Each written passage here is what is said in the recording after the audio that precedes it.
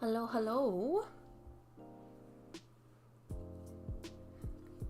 Sorry, for some reason my OBS settings got a little wonky and my microphone wasn't picking up, but we should be okay now. So, hello, hello. Let me tweet really quick that we are live. Alrighty. Twitter. Open this up real quick.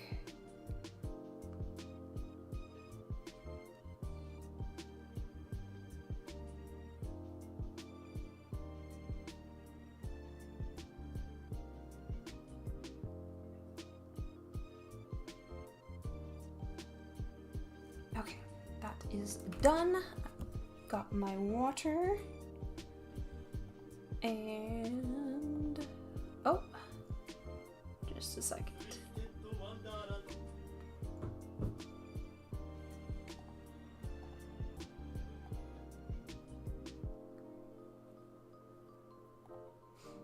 Okay.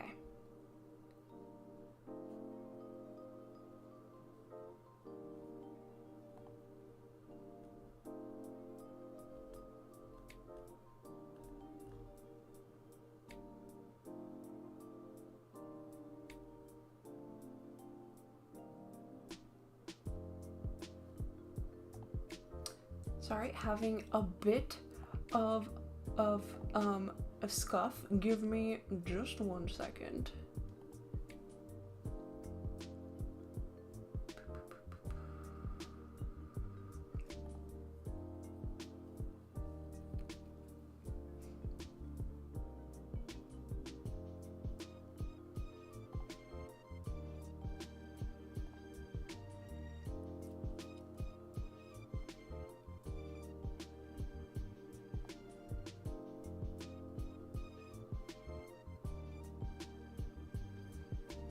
Okay.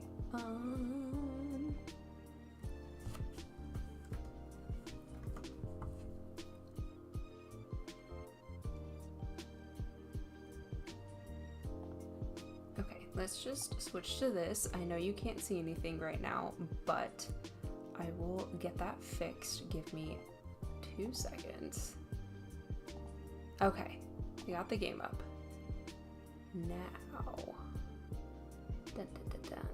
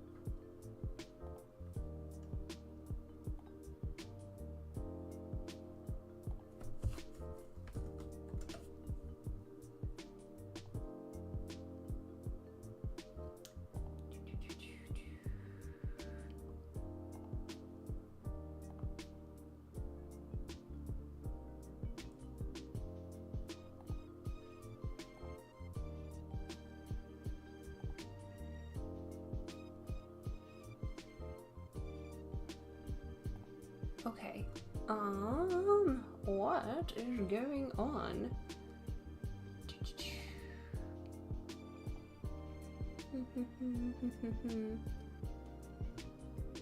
Okay, we might just have to deal with it, and I just might figure this out later, because I'm not entirely sure what happened.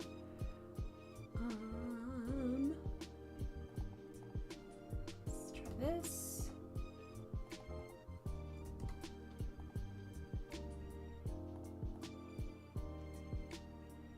Huh. Okay.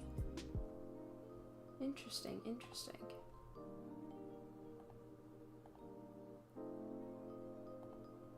Ba, ba, ba, ba, ba.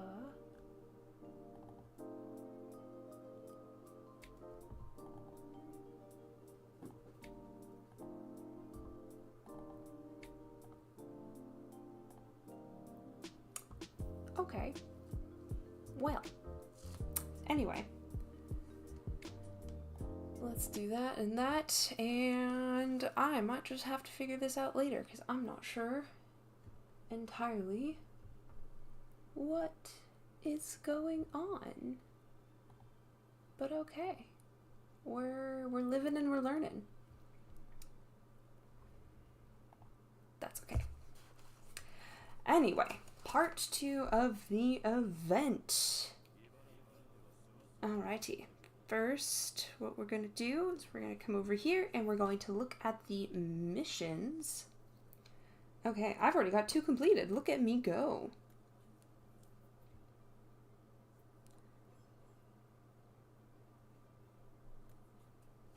Okay, so for the first mission here is set the event ortho card to the home screen. Number 2 is collect 300 of the rabbit ear headbands. And number 2 is invite ortho at the guest room. Number 4 is win 5 flora tests. Number 5 is collect 400 of the rabbit ear headbands. As you can see, I did a lot of grinding. I wanted to make sure that I had enough to get through the story all in one go, so let's hope. And then number 6 is win 5 Omni battles. Number 7 is get the event ortho card to level 20. Number 8 is collect 3 login bonuses during the stamp mission period, so you have until the 24th. And then number 9 is get either of Ortho's magics to level 5, and then complete all missions for that. The solo key. Alrighty. Let's see. Do I have enough to do another solo here? No, I do not. I need 5 more gems, so here's hoping. Alrighty. But yeah, no, this gacha has been so weird to me though. I have gotten 3 in 63. I have 63 pity, and in those 63 rolls, I have gotten a dorm riddle, dorm Callum, and dorm Leona. And I'm just praying that Deuce will come home at some point. Like, goodness. It's kind of hilarious. Okie doke. But here we go. Episode 3 of our White Rabbit Festival adventure. And then I believe either at the end of this second part, you will get the ortho card just for completing the story. And then to make ortho perm, it's probably the usual requirements. So complete the story, complete the event story, so read the entirety of it, and then also collect, I believe the usual number is 1,000 of the event token. And then the silver rare, you just have to complete the event story. So a little bit easier. Alrighty. But let's jump into it, shall we? Alright, so we have episode 3, which is strolling around town. So MC just got a bugle. Alrighty. And then, so 3-1, we have essentially no tardiness allowed. Alrighty. And yeah, so I have 128, so we should be good to go. So 3-1.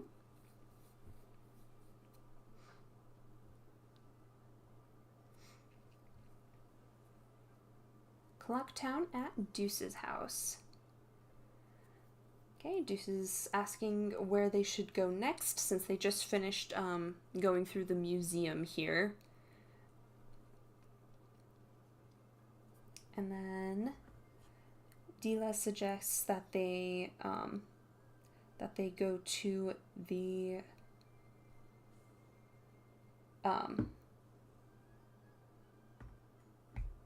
is that library? Maybe. And Deuce asks, like, oh, Mom, were you waiting for us to finish up here?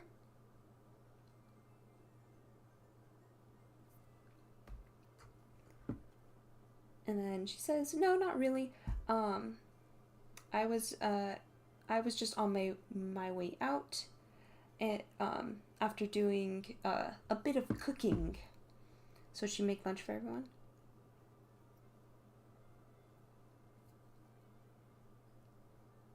So she points out that it's almost lunchtime, so she thought that they would all probably like something to eat. And Grim says, heck yeah, I can eat anytime. And Dila's like, as you should, as you should.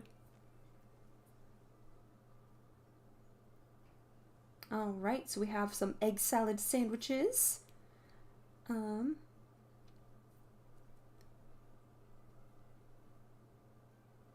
Grim comments about how tasty they look. I like the little border that they have around this little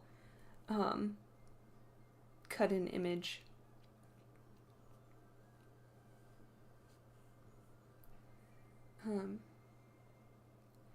And Dew says, Mom, you didn't have to, like, go out of your way to do all this, but thanks.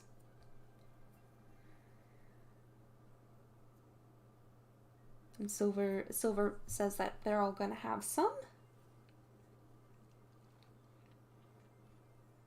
Gosh, I just love their makeup so much. It's so pretty and pastel.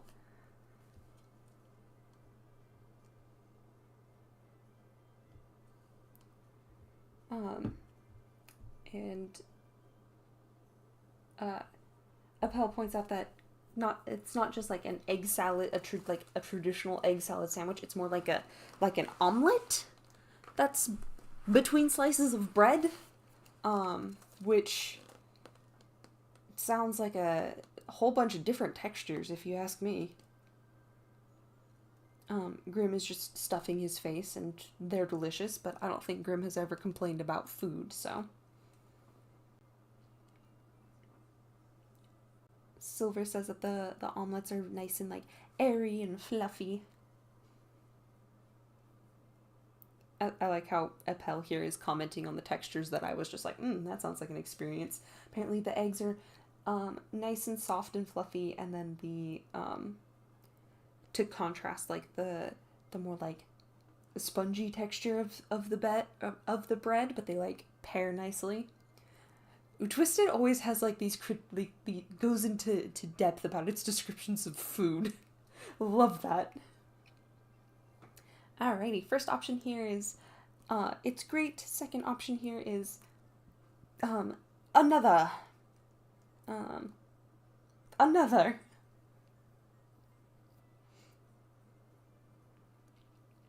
Dila's like, oh wow, you've got a nice appetite on you. Good thing I made so much.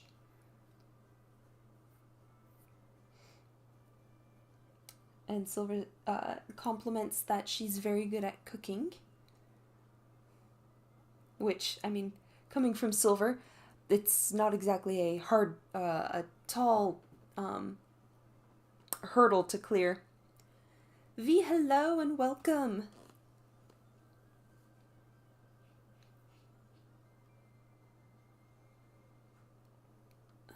And Diva says, like, she's not especially good at cooking. It's just like this is one of her, like, go-tos, her standards, so she's just got it down pat.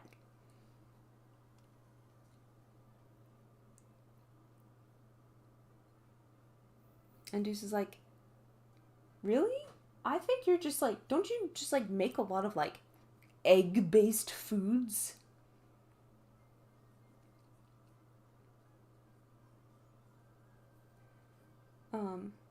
Deuce is like, yeah, you've made a lot of, like, rice and poached eggs and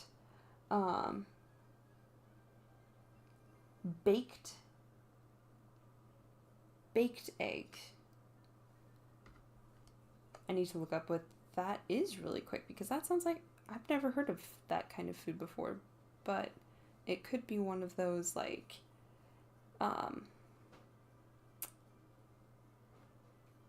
it sounds like one thing, but actually is another, but baked egg. Maybe I've just never heard of it.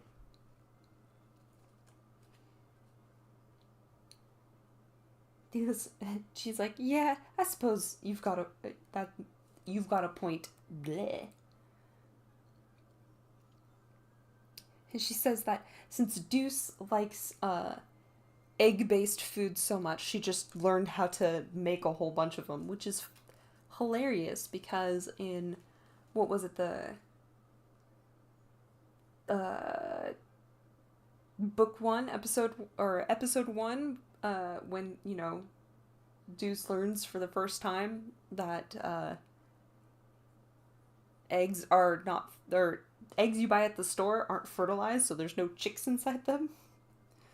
This boy's life revolves around eggs.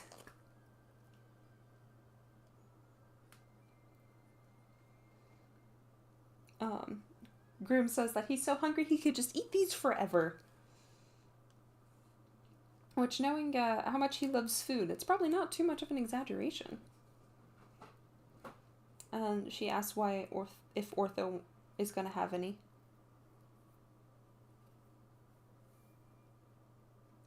Ortho's like, I can't unless I've got specific equipment installed.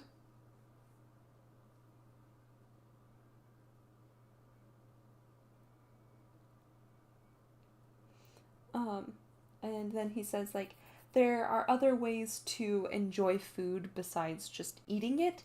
For example, like, taking pictures of food, and, like, so you can leave behind, like data. And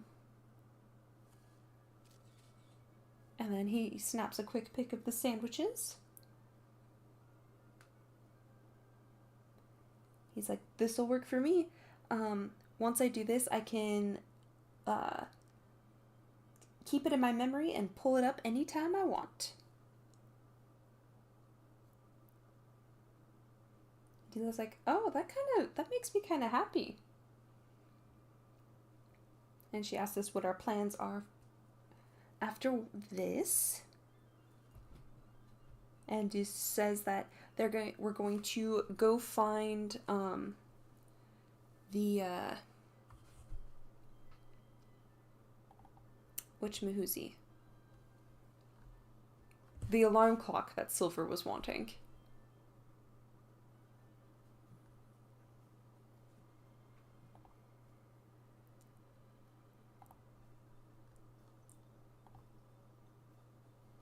Oh hey, I got my thing fixed. There we go. Goodness.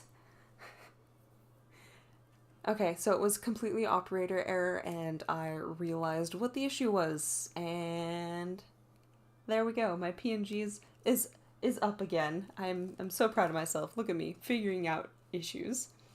Alright, time to go get Silver an alarm clock. Deuce says that there's plenty of places for them to go shopping nearby. Silver's like, thank you for the help.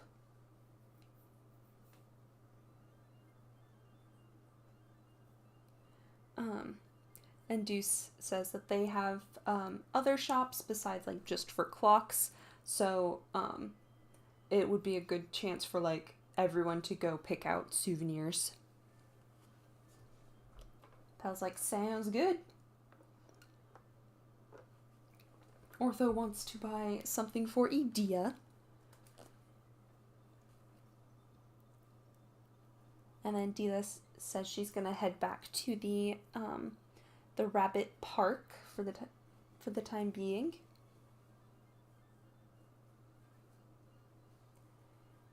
She asks them once they get back to the festival that they come by the Shiro's delivery booth. And Two says, yes, we will. And she says, see ya.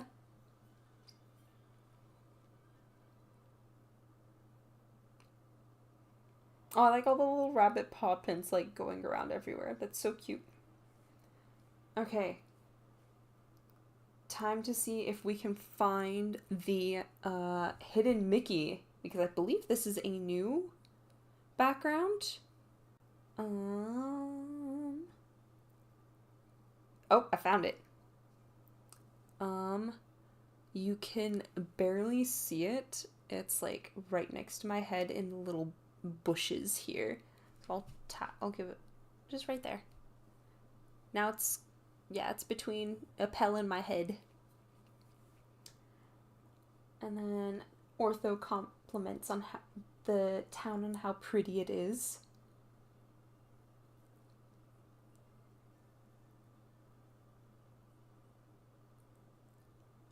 There's Appel, this is Appel speaking. He says, yeah, there's so many flowers and, like, there's, like, just, like, walking around won't ever be boring.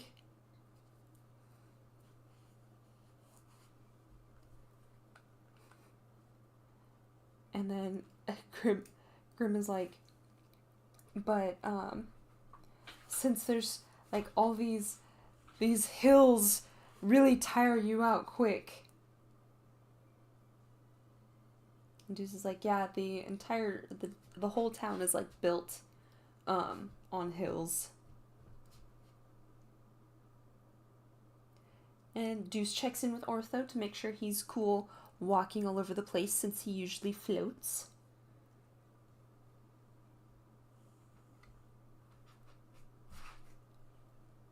And Ortho says, like, he's totally fine. He went and installed a patch to make sure that he has all the necessary data needed for walking.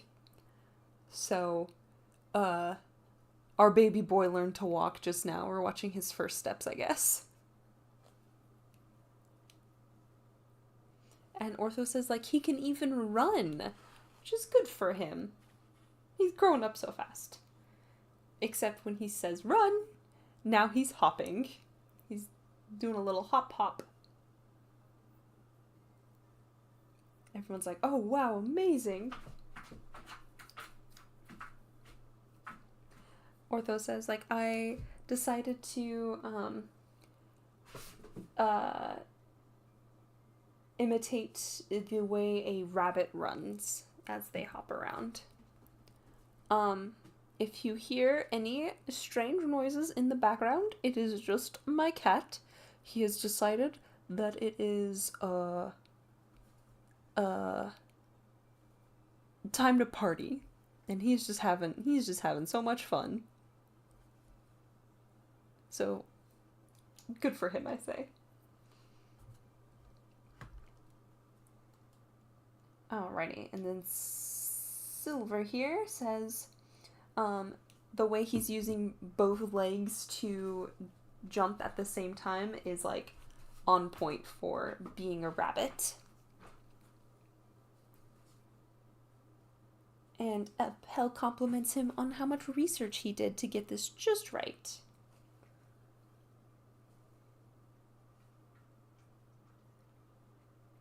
And Ortho says that as a member of the film appreciation club, like, he knows that the way a character moves is an important facet to pay attention to. And Silver's like, oh, I see a clock shop over there. And then Appel's like, wait, there's another one right there. There's so many. She says, in the guidebook,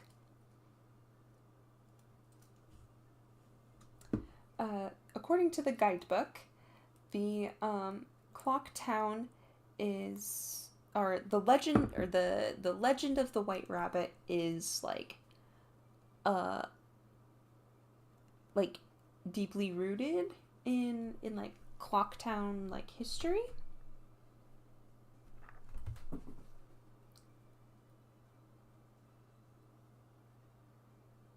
And the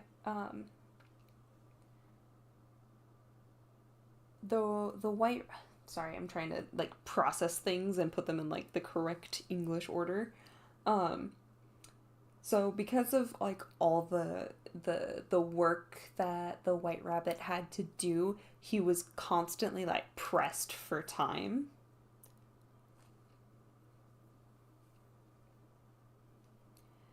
And so that means that, or that kind of created like a culture in this particular town that like being on time and keeping track of time is like really important.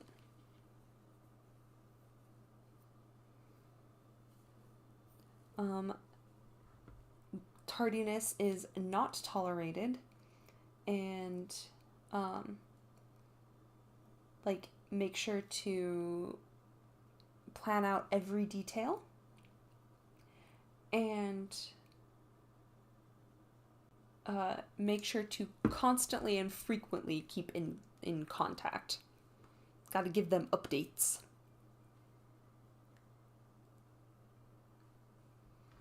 And then because of that, the people of Clocktown get called like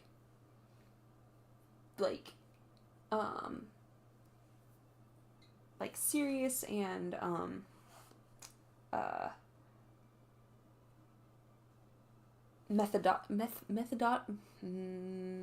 I can't remember how to pronounce this word. Methodical? I think that's right. I haven't said this word in a while, or heard it said, so I think it's methodical. Words are hard. Silver's like, I see. And Grim's like, wow, that's the complete opposite of you, Deuce.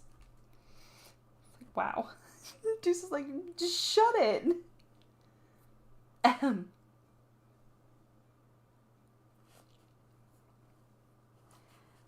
He's like, since there are so many methodical people,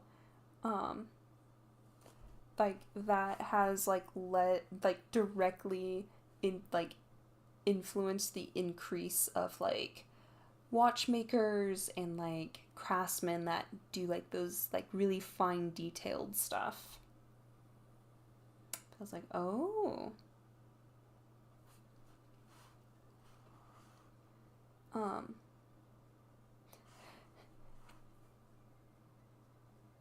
So Appel is kind of like,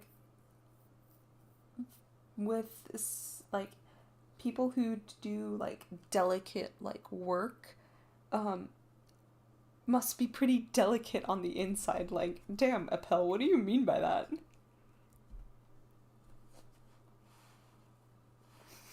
Ortho's throwing shade at Edea here. He's like, my brother is like a wonderful engineer, but ain't nothing about him methodical. Oh my gosh, Ortho, be nice. Grim's like, wow, that's just polar opposites contained in one.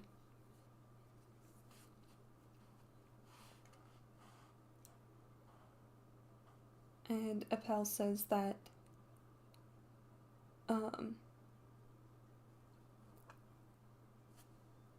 like it doesn't matter like if you're like a very like serious person or someone who's a little more on like the sloppy side of things, like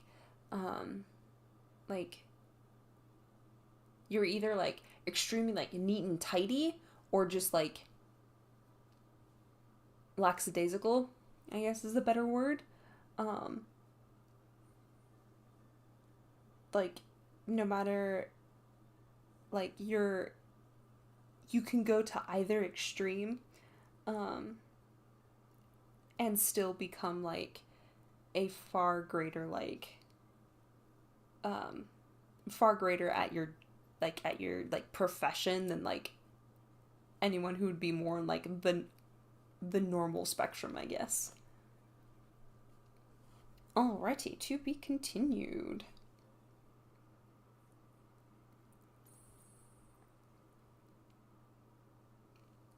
Boom! Ortho!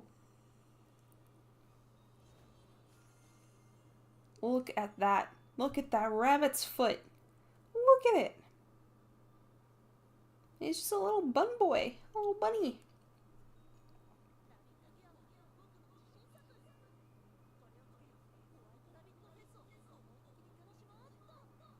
And he says, he takes great pride in the way his rabbit gear turned out, and he is going to enjoy every second of the White Rabbit Festival while wearing this. Cute.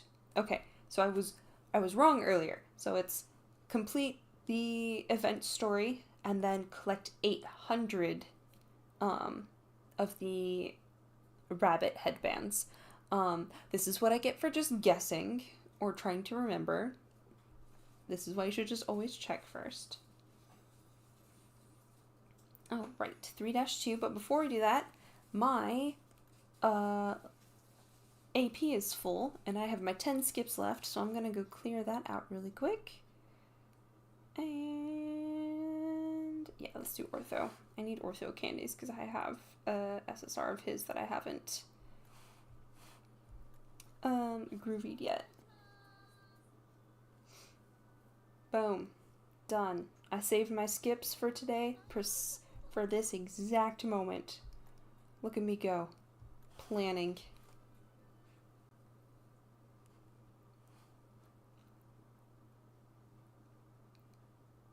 Alright, back to episode 3.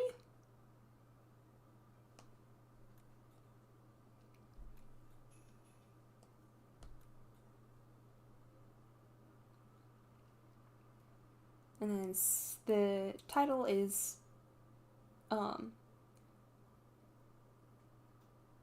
Heave Ho.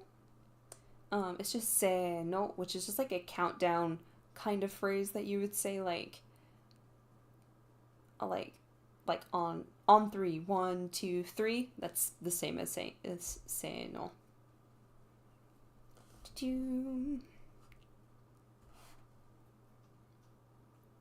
And you says that the very first shop and like the big shop that's right in front of them is probably the most famous watchmaker, so they're gonna check that place out first.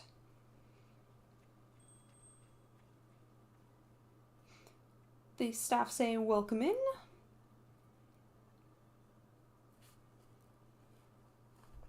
And then Silver says that they have a lot of like watches for sale, but a lot of them are like pocket watches.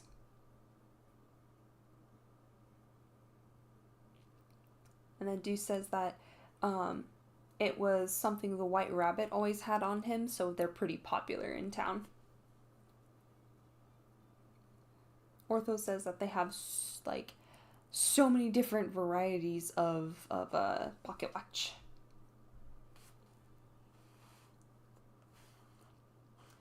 And Appel's like, oh, the display over here has a bunch of digital ones.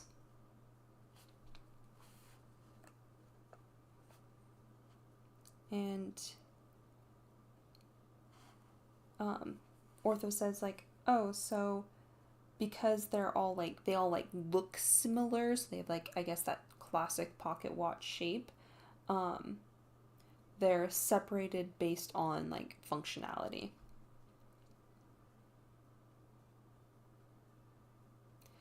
And Deuce says that there should be some that have like an alarm function.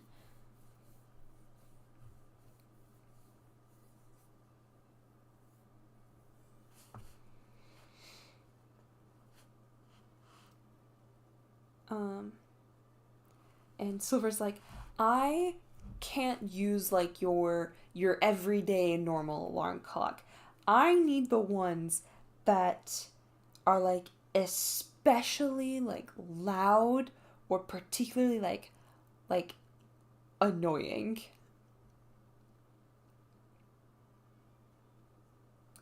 Just like that's some pretty specific needs you've got there. I mean, oh look at this one's cute.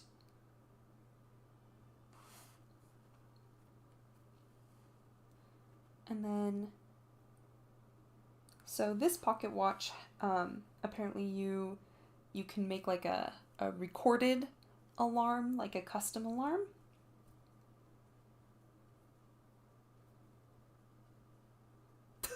And Grim here says, "Oh, that sounds fun. Silver, you should get this one. And then you can use my voice for the alarm." Oh my goodness, Grim.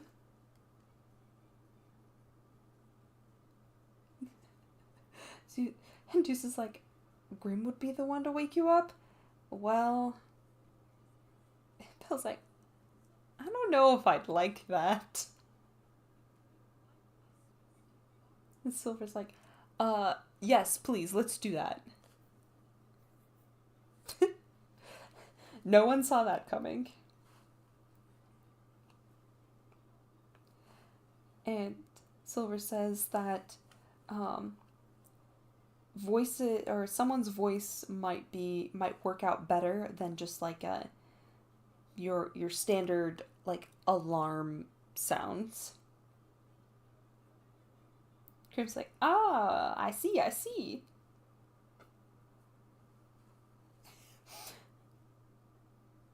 And then Ortho's like, oh, so what Silver is saying is that Grim has a harsh voice. And Appel's like, that's not exactly what Silver was saying, I'm pretty sure. Juice is like, well, if that's what you need, then I'll chip my recording in too. And Appel says he'll join in. And Ortho is also going to help. And Silver is grateful to everyone for their support in him being able to wake up. And he wants us to help with the recording as well. And then first option here is, you bet I'll help. And second option is like, oh, I'm kind of nervous.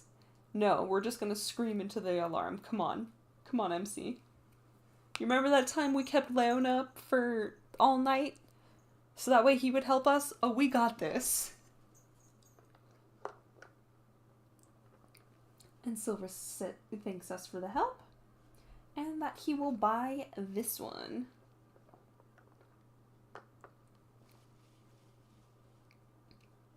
And the staff thanks him for his purchase. North is like, all right, let's get to recording. What should our lines be? Dew says, wake up, please. You're going to be late. And then asks Silver what he thinks. And Silver's like, I want something that I cannot, in any possibility, have any chance of sleeping through. Pel's like, And then Appel suggests, come on, get up. And just like, isn't that a little rude to be saying to our seniors? It doesn't feel very honor studently to me. And Appel's like, we should try at least once.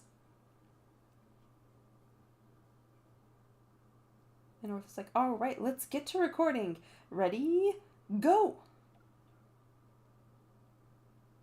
Wake up!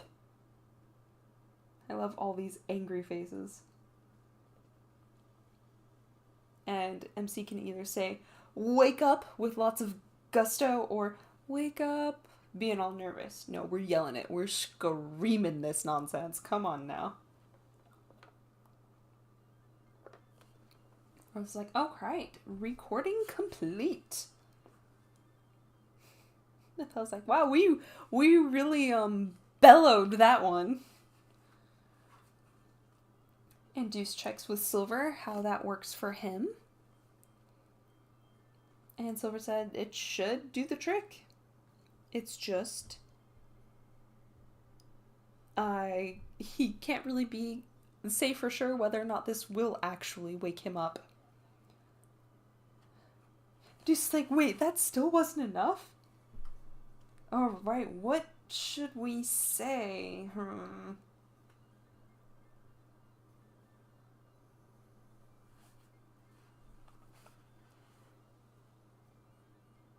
And Ortho's like, I think it might be better if we just kind of say whatever, like, the first thing that comes to mind rather than, like, thinking so precisely about it.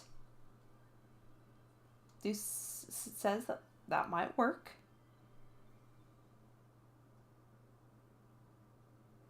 Ortho says, alright, Deuce Spade, I'm gonna record you you got 3 seconds that I'll record. And she's like, wait, you want me all by myself?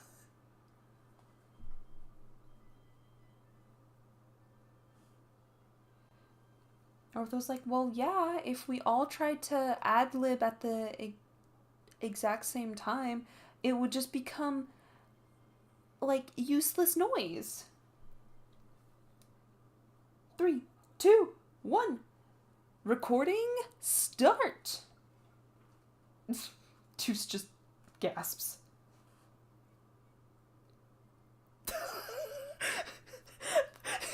Deuce's delinquent comes out.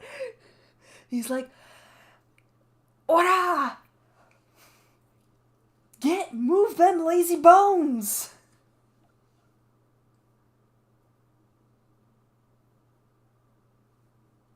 Alright.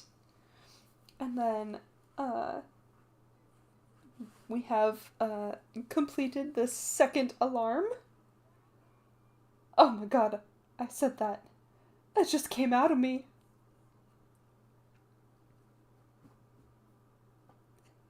And Deuce is like, I'm so sorry. That was a mistake. And Silver's like, no, it had quite the presence. So, thanks, Deuce. And he's like, no, you really can't go with that.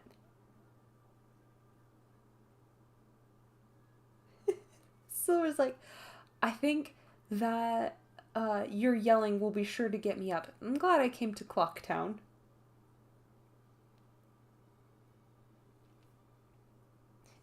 And Belle tells Deuce, like, you know what? It's fine, Deuce.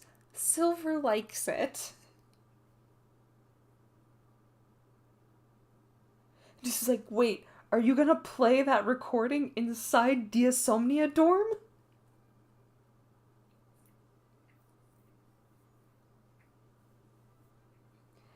And Graham says that he'll set Silver's alarm for whatever time he wants to wake up tomorrow, so he needs to tell him. And Silver says, set it for 6 a.m. Alrighty. Set it like this. And just like, Grim, hold on a second. That will go off at 6 p.m. And he's like, oh, well then what about like this? And I was like, that's 1600 hours. Grim's like, okay, I'm over this. I should just be able to set it to whatever, right? Deuce is like, wow, you really are something, Grim. Alrighty, we got Silver's alarm clock.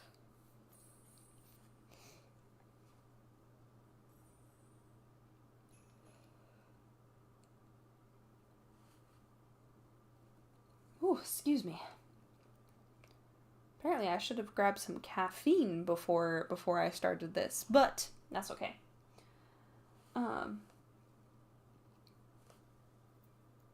And episode 3-3 is I'm gonna brag so much.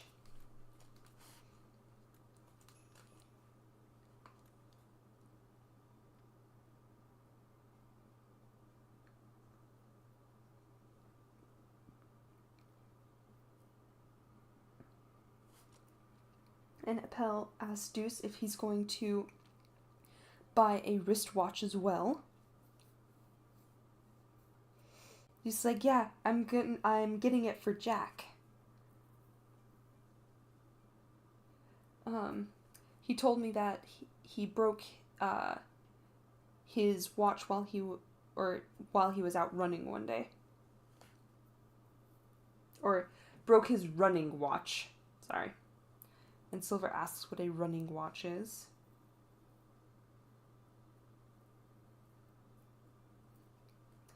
And Deuce explains that it is a wristwatch that you can also use as a stopwatch and to record like your lap time, all in one. Makes sense, they're both in track and field.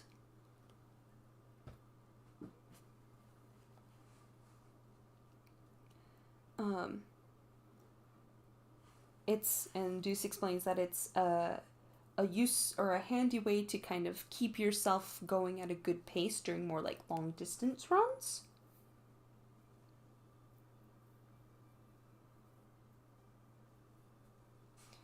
And then Ortho explains that there are some that have GPS with them, so like you can measure like your how far you've run and what your route's gonna be like, and then some that you can also keep track of your heart rate.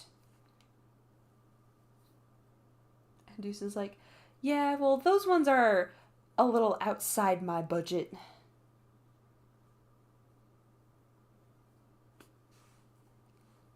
And Deuce says that this store sells some watches that are good balance of like function versus expense.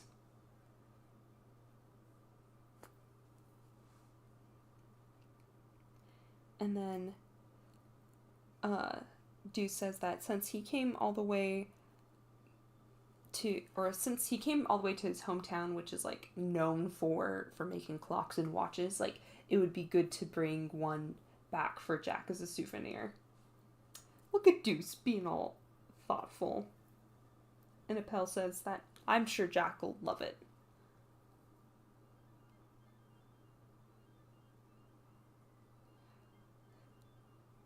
And Deuce also says that also if Jack improves his time, that will in turn motivate me.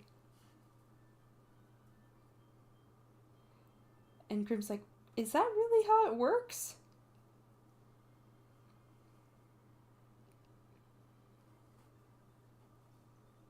And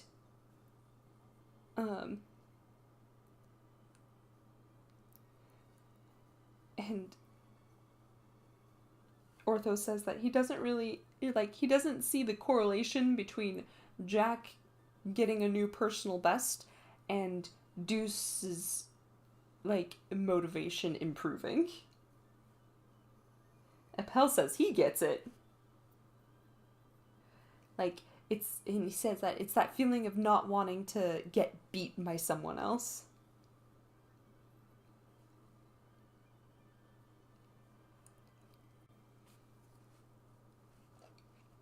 And he says, yeah, as part of a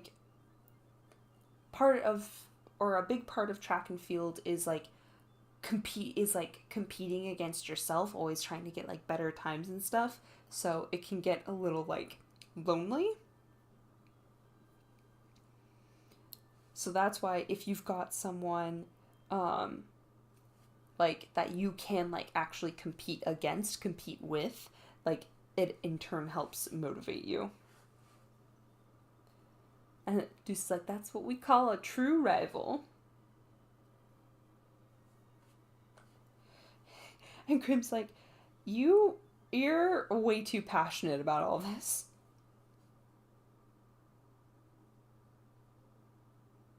And just like, oh yeah, we should get Ace something too. We should get something. And Grimm's like, for Ace?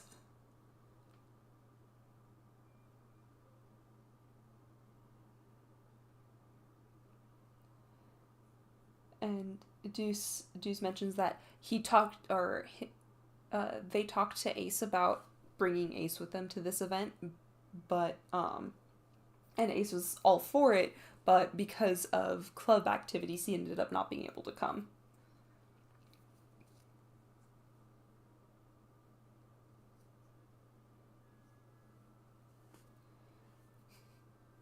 And Grimm's like, yeah. Grimm's is like, yeah, it was funny watching him get all upset about it.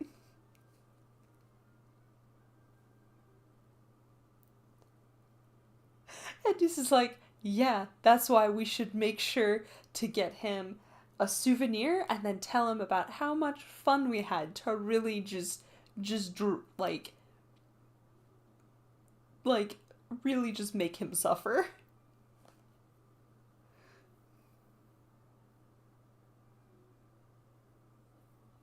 And Grim laughs and just says, that's an excellent idea. And we should really like boast about all that we've done here. And Grim's like, I'll help you out, so let's pool our funds to buy him something. And our first option here is yeah, let's buy something between, or like, let's the three of us pitch in to buy something. Number 2 is like, I'm all for this. I like how they're like, yeah, we're gonna make Ace jealous, but we're also like being good friends and like thinking about him and bringing him like back a souvenir. Like, they're so funny.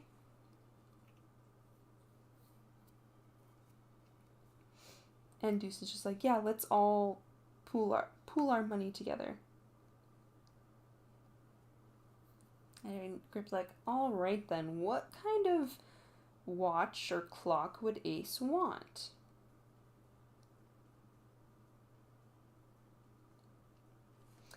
And then Deuce mentions that like he's his like day off clothes are like super casual.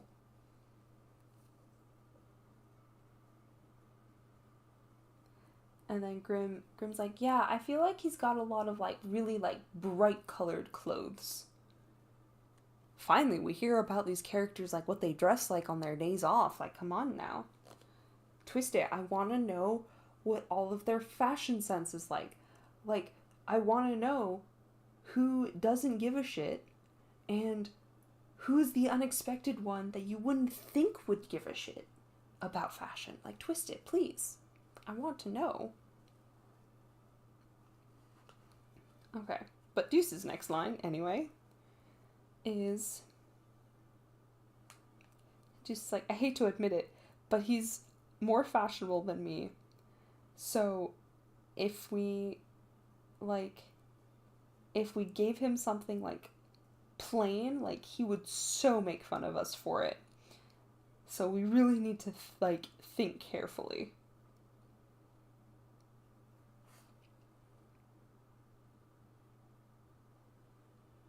And then Deuce is like, okay, what about this carabiner watch?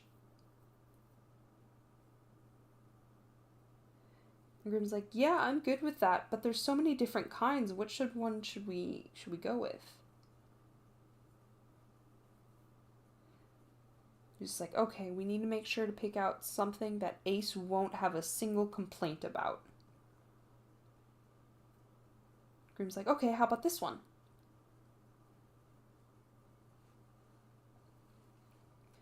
Yeah, that's, and then Deuce says like, yeah, that is certainly casual and like would probably go really well with with his style.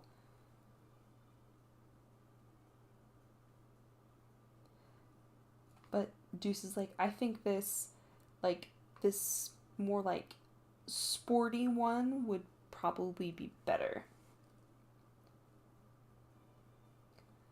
And then Deuce says and then he could also use it when he's playing basketball. And Grim asks MC what they think would be best. So we can pick either the casual watch that Grim selected or the sporty watch that Deuce selected. Deuce's analytical brain on. It's true. My dude knows his friends, and he's so good at giving gifts. Like, what a guy. But which watch should we get? I'm tempted to go with Deuce to maybe if that will convince the gacha to let me roll him. Not how it works, but, you know, a girl can dream. Let's do sporty.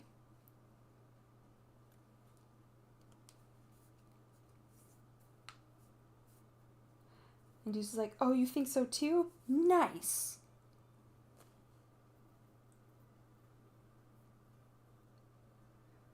Alright, and Deuce says, alright, 2-1, let's go with the option that got more votes.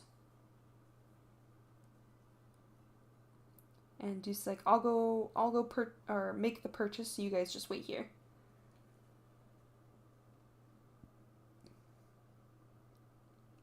And Silver observes that the three of us plus Ace are all really close.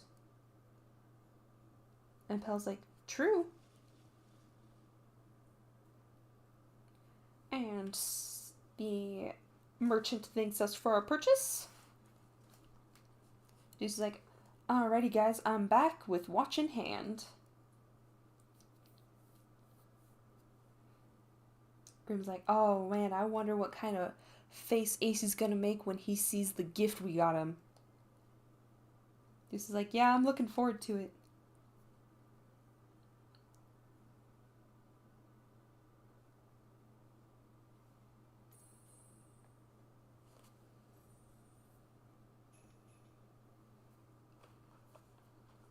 Alrighty, 3-4.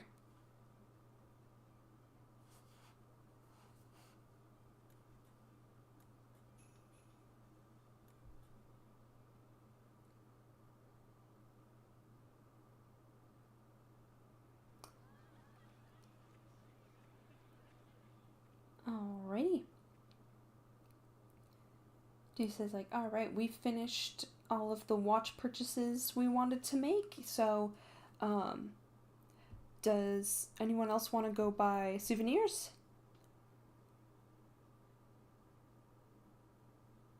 Ortho says yep, and he's already picked out what he wants to get his brother. And Deuce asks him what he plans to buy. And Ortho's like, here is a picture of the product. And Deuce is like, okay, I know what this is and I know where it's sold. Follow me.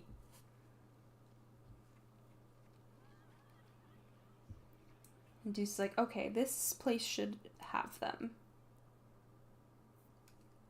And then Silver's like, oh, it's a sweets shop.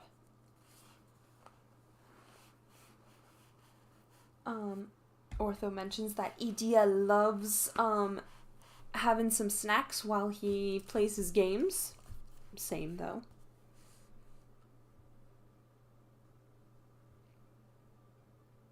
And Ortho says that he decided that he would pick out some Clocktown specialty sweets in order to bring back for Edea.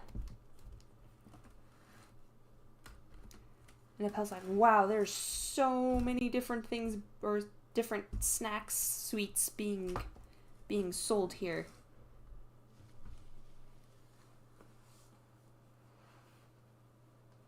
Alright, Ortho's searching through and he finds these potato chips.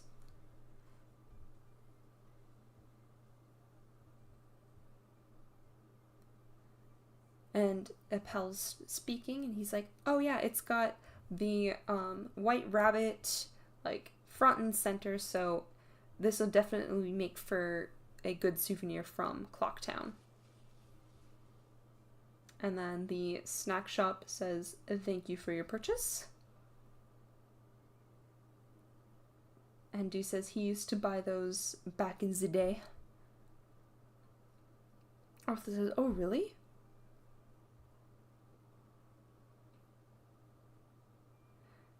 And Deuce is like, yeah, I didn't have much in the way of allowance when I was a kid, so I would save up a bunch, or save up as much as I could.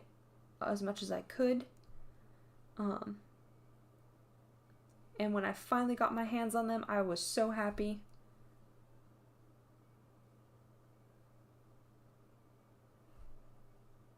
He's like, I didn't want to waste them or like go through them too quickly, so I was really careful with like how much I'd eat at a time.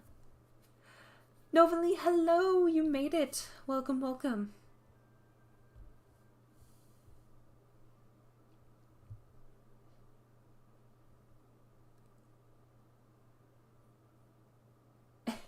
And Zeus is like, and I took so long that eventually they went stale.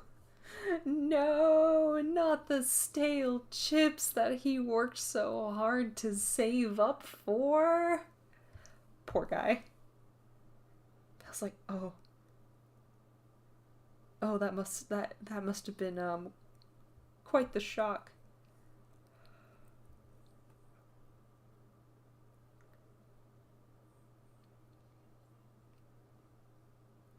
And then Ortho asks if Deuce is going to buy any souvenirs besides the ones he got for Jack and Ace.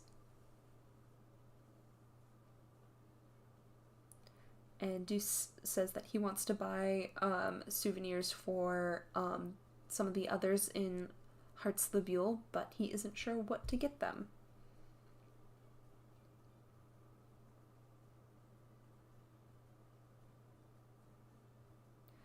And Deuce says, like, if it, like,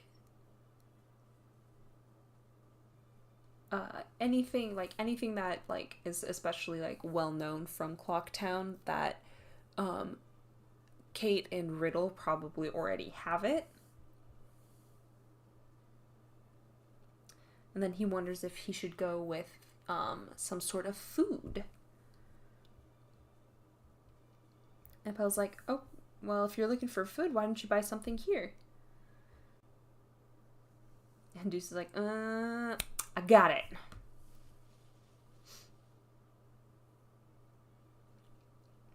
And he's gonna go with these, iced cookies. Grimm's like, iced? Are they cold?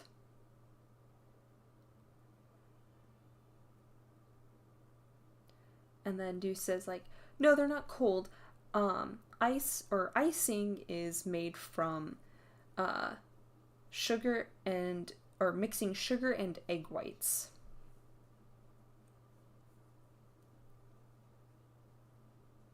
Grimm's like, oh wow, you know a lot about these.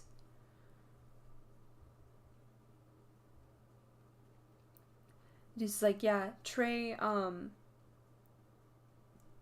taught me this when we were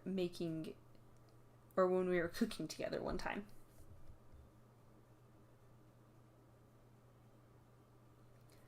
And he says these kind of cookies are you use the icing to draw like different designs on these kind of cookies.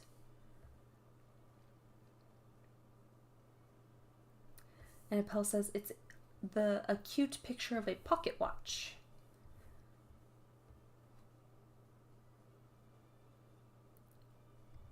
And Deuce says, yeah, and you use a hammer to break them apart.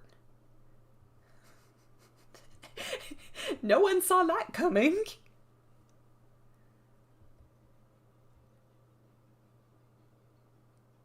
And Deuce is like, yeah, these iced cookies are rather hard. So, like, it makes them difficult to just eat like a normal cookie.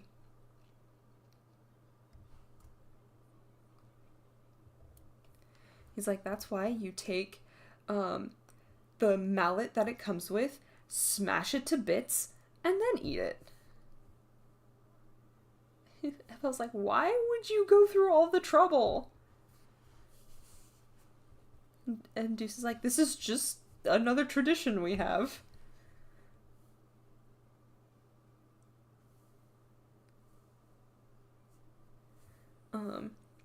And he says that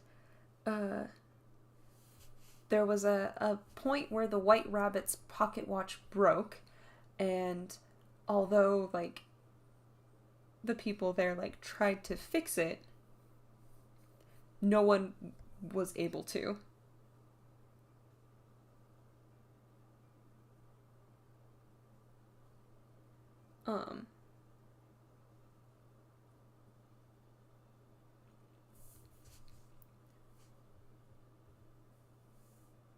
And, like, the second line says it as if it hadn't been broken in the first place, but I have a feeling it ties into an upcoming line.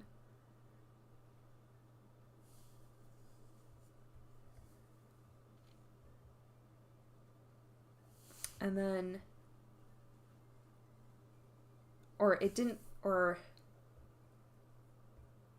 okay, so this is a reference to, like, the Mad Hatter when he breaks the pocket watch in the movie, but I can't remember exactly how it plays out.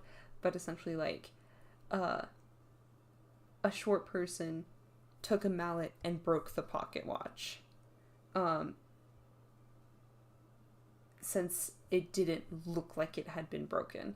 So I would have to go back and watch that scene again to really, like, picture it correctly. Orpheus like, wow, that's terrible.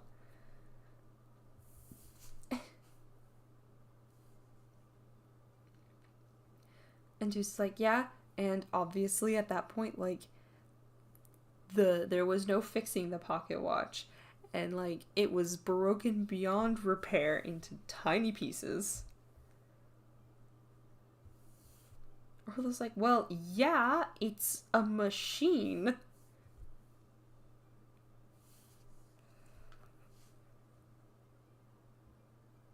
And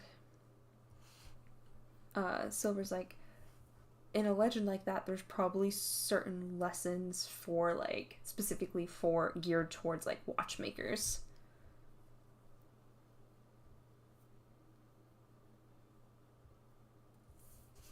And Appel's like, oh, so you mean something like, like even if, like, whatever the task is, like, even if it's, like, super difficult, like, you kind of just kind of have to keep calm and while you're, like, working through it, I guess.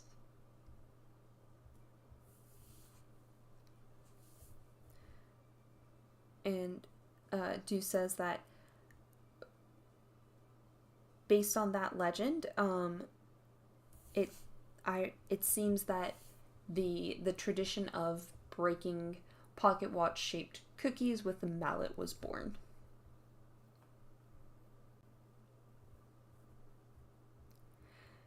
Deuce says every child from the Queendom of Roses has done this at least once.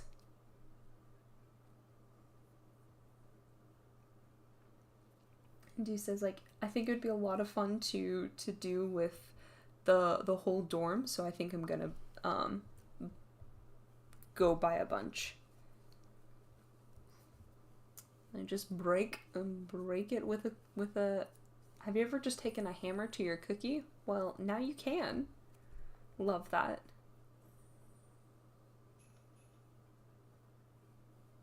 Alright, 3-5. Souvenirs from the Queendom of Roses.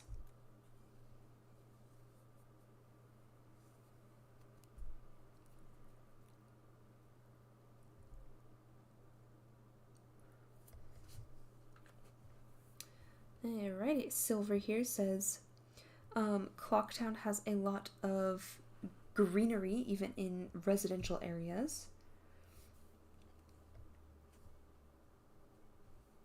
And Deuce says, like, there are plenty of people with a green thumb here, so you'll find lots of people who enjoy gardening, and there's plenty of like shops that cater to it. And he said that even his mom like grows her own like herbs and stuff. Paul's like, wow, it's so fancy. And Deuce is like, yeah, they're just for like using in like cooking and stuff. And Appel's like, oh, that's the kind that she grows? That's even better. And he says that in his family, like, they grew a lot of like fruit, so that way they could eat themselves.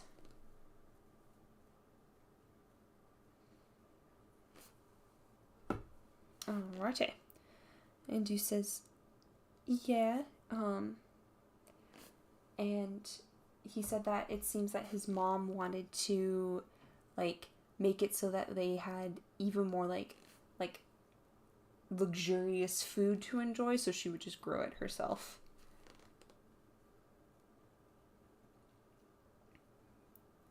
But apparently every time she tried, it would like she would get tired of it really quickly and realize it was just cheaper to buy it. And Grimm's like, yeah, for some reason I can picture that.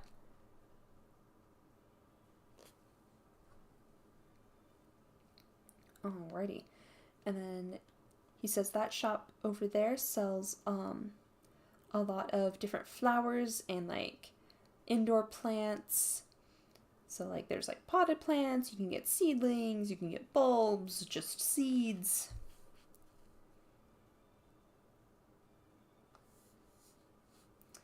And Pel's like, oh yeah, that reminds me, I heard that that Rook grows like decorative plants as part of the science club. He's like, oh, I bet you he'd really like it if I brought home some like gardening tools. Deuce agrees.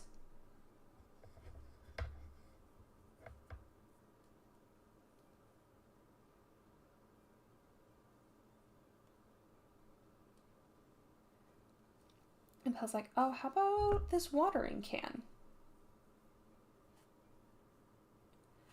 And Deuce is like, does Rook want a watering can?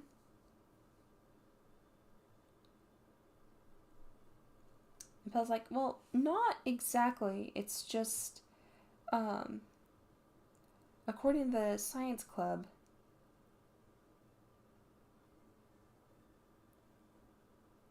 whenever Rook waters the plants, he talks to them and composes poems while he's at it. It's very... And Grimm's like, that's a very Rook thing to do.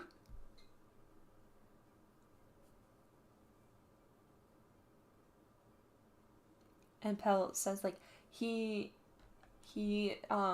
loves the time he spends watering the plants so much that he thinks a watering can would be good for Rook. And that this particular one has a very, like, fancy feeling to it.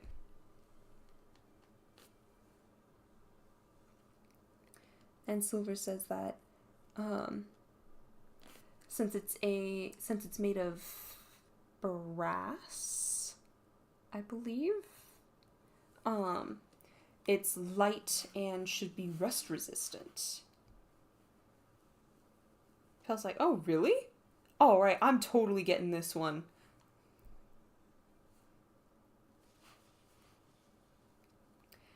And Pell says, I'm back.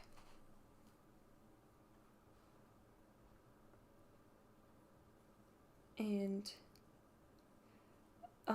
Ortho says, like, besides potted plants, there's a lot of dried flowers and potpourri for sale as well. And Silver is looking at a bookmark made from dried flowers.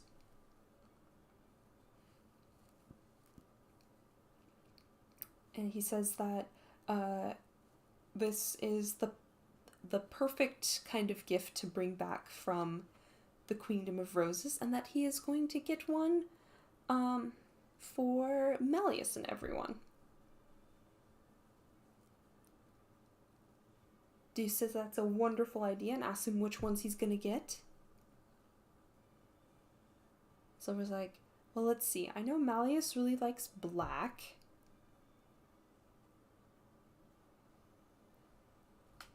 And Appel points out a bookmark made from a black plant. And it's a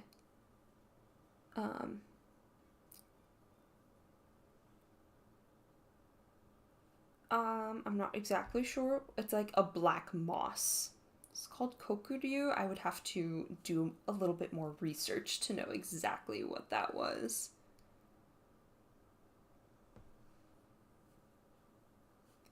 And then, obviously, Silver makes the comparison as like, oh, that means dragon. Oh, that's perfect for Malleus. Also, I really hope we get to see Malleus transform into a dragon at some point. Like, y'all teased this back in Halloween 1, and I would like you to make good on your promises, Twisted. Please, for me personally. Anyway.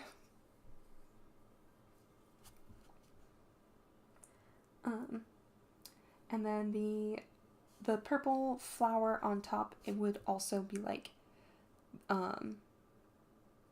perfect for Malleus. And Silver's like, okay, this is the souvenir I'm getting for Malleus.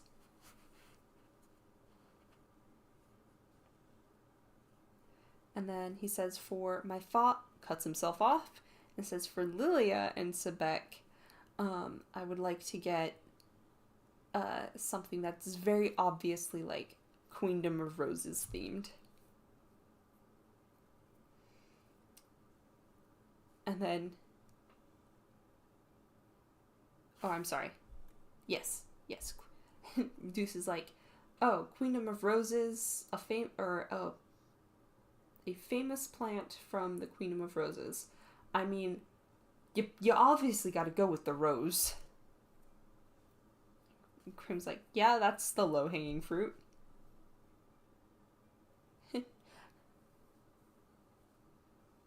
And Deuce is like, what are there besides roses? Huh. Oh, and then he points out that there's a book about flowers right there.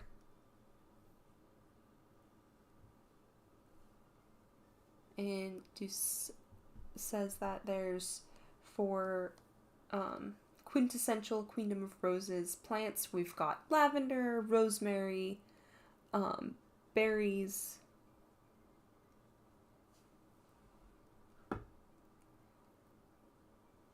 and then Belle's like, oh, well, if you want like something that's berry themed, they've got a bunch of them. They've got red ones, blue ones, some black ones. Even though like that's not like what their real life colors would be, he says. And Silver's like, Sebek would probably really like the black one since that's the color that Malleus likes. It's like, just simp Sebek over here, like, same bro.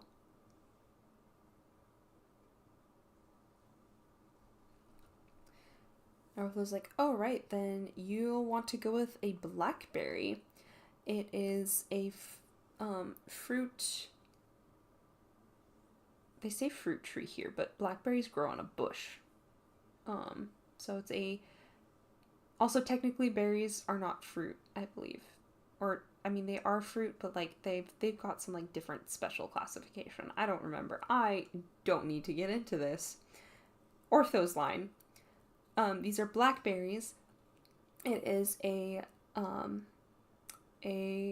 belongs to the family, I don't know science words. I think it's like the rose something family. And it is, the fruits from the blackberry bush can be processed into jam or eaten raw. Fresh blackberries are delicious.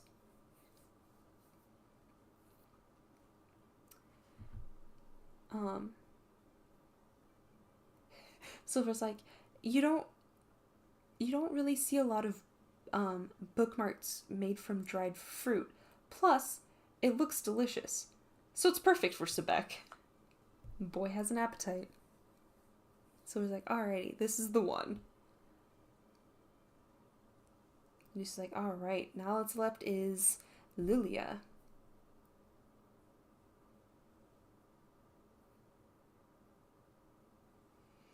And then he lists off some more,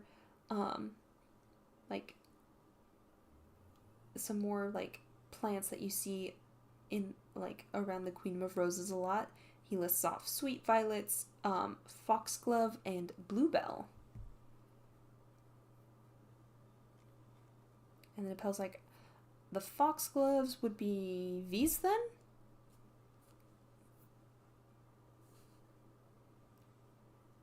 And I was like, yep. They are poisonous, so they have a bit kind of like a fear attached to them, but they can also be used in some medicines. It's a flower that saved many people, like, in the past. And Silver's like, I see, then this would be perfect for Lilia. Alrighty, I've made up my mind.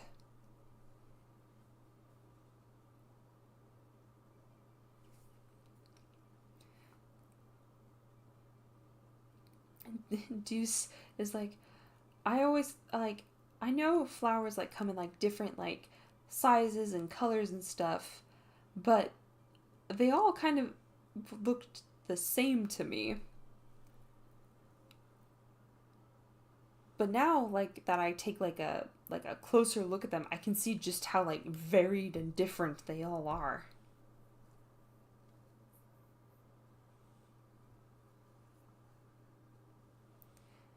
And Ortho says that,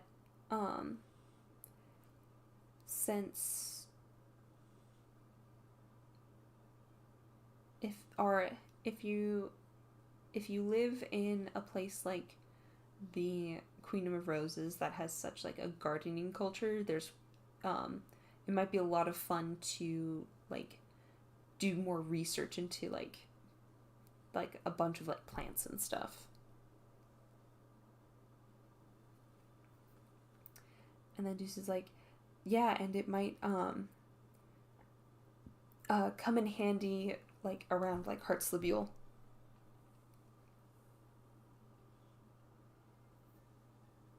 And Deuce thanks Silver for suggesting they go souvenir shopping, because Deuce had a lot of fun.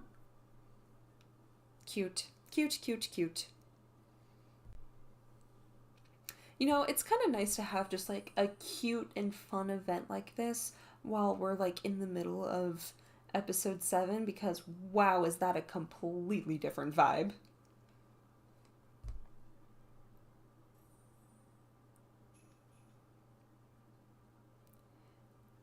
And then episode 3-6 is titled, The Kids Are Doing It.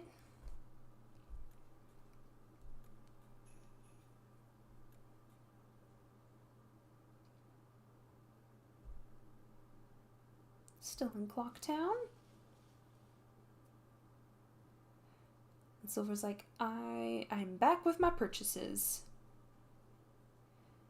And Grimm says he wants to buy a souvenir too. Ortho asks him what he wants to buy. And Grimm says, well, of course, I'm gonna buy food. I need to make sure that I bring enough to make sure I stay good and full.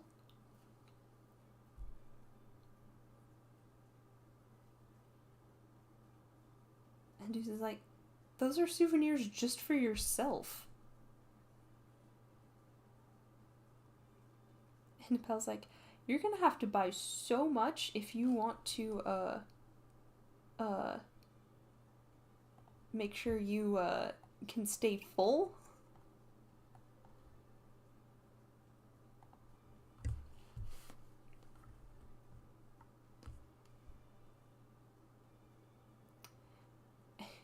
And Deuce is like, yeah, I don't think you'd be good with just like a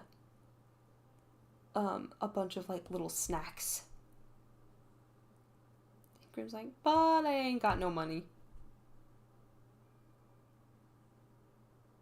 And Appel's like, well, then you'll just have to make do with something small.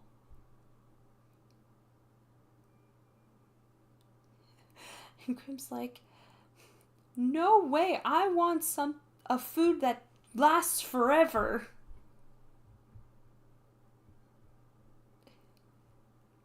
And Ortho's like, I don't have any kind of data on a food like that. And Silver's like, well then why don't you buy like some potted plants or like some bulbs? She was like, huh?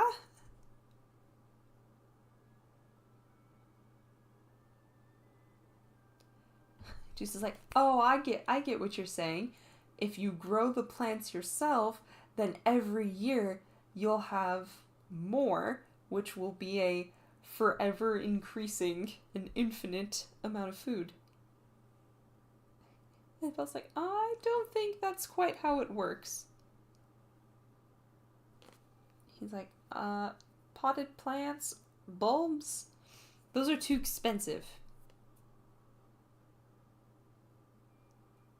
Just suggests that he buy some seeds.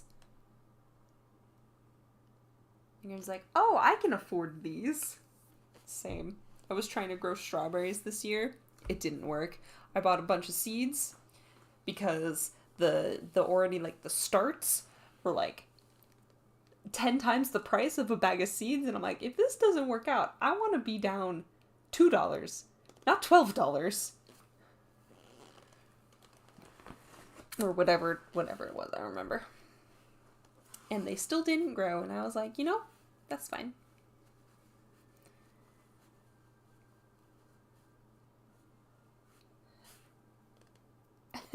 Appel's pretty much saying that, Grimm, I don't think you've got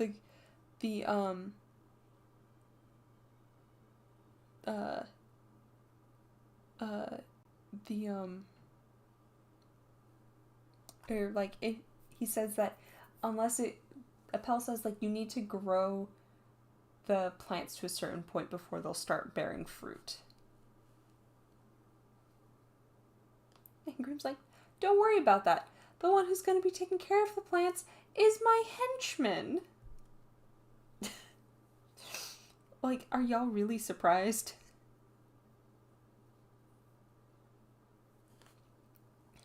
And our first option is like, I'll give it my best shot. And the second option is like, I don't foresee this going well.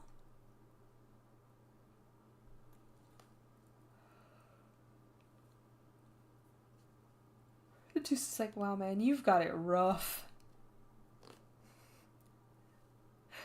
It's like, yeah, I agree. I feel a bit sorry for you.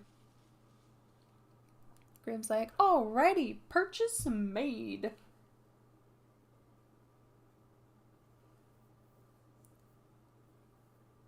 And Pel's like, I found like the absolute like perfect thing, so I ended up buying something for Rook. But since I bought something for Vice House Warden, I need to make sure to buy a souvenir for House Wardenville.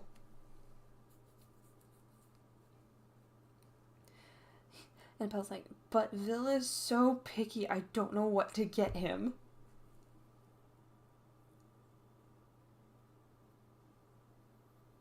And Belle's like, oh, hey Deuce, do you think I could ask your mom for advice?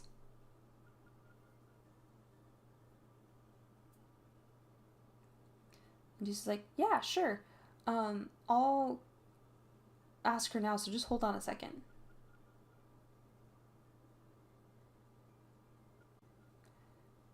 I'll just text her, like, what she thinks we should get, Vil Shinheit for, or as a souvenir. Apel's like, man, I'm glad Vil's so famous. And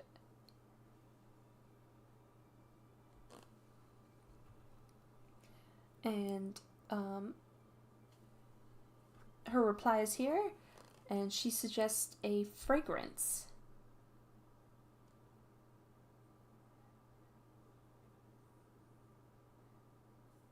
And Apel's like, perfume, huh? Well, I don't know if, it's gonna be a challenge to pick out something that meets Vil's standards.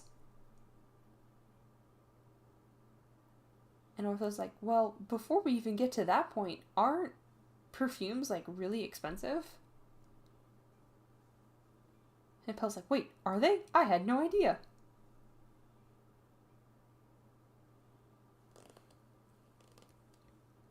Juice is like, yeah, you would think my mom would have thought of that. Well, she recommended a specific store in her message, so why don't we just go check it out? I was like, okay.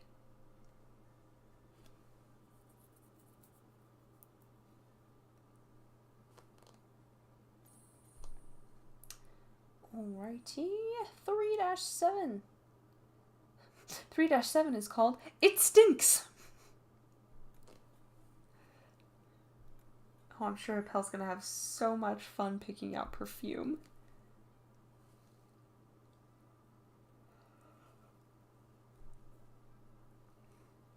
Clocktown!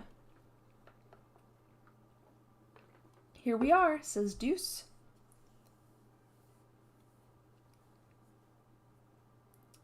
And Silver notices that they have a bunch of, like, really small bottles for sale, so that, so it should be within Appel's price range. Appel's like, yeah, but they've got so many different kinds, I don't know what to do.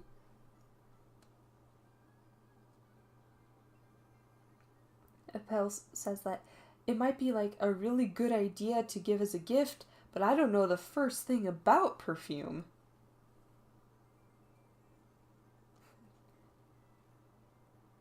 Deuce is like, yeah, me neither.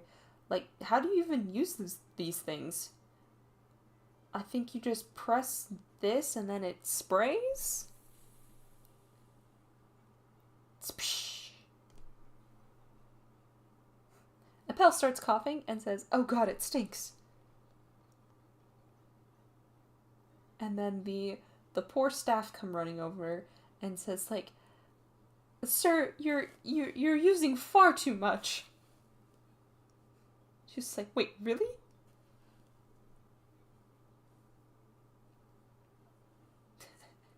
Grim's like, oh, the smell is so strong, it's hurting my nose, Deuce. Deuce is like, oh god, oh no, I'll wash it off as soon as I can. And Pel's like, yeah, I think, our lack of insight about perfumes really shows that we should not be buying them.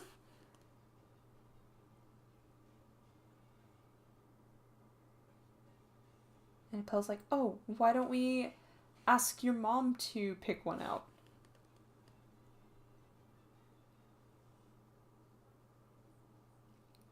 And Jesus is like, yeah, maybe we should. I'm really not sure any of us would be able to pick something out for Vil.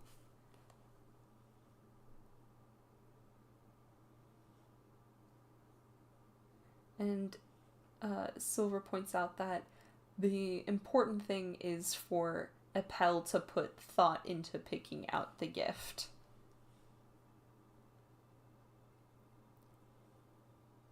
And he mentions that his father would always, like, think about them and put thought into choosing, like, gifts specifically for them.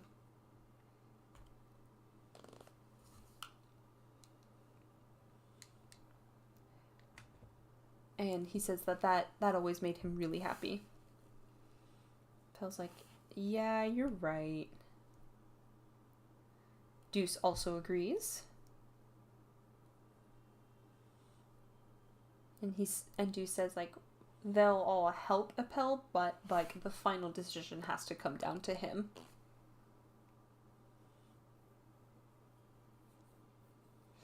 And the staff says, like, if they give them an idea of what kind of, like, what kind of person Vil is, then they can help kind of narrow down the options. Appel's like, really? Please. And then the staff asks for a description of the person Appel's giving the present to. And he's like, alright, what kind of person is Vil? Terrifying!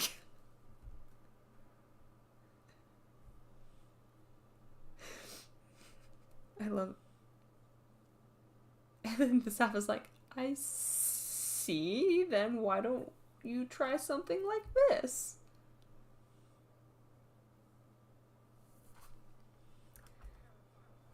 The top, and they describe that the top note is both, like, spicy and like, intense. But then the finish is, like, more of, like, a woodsy and heavy scent. Not really sure what word to use instead of heavy when describing perfume. She's like, I have no idea what any of that means.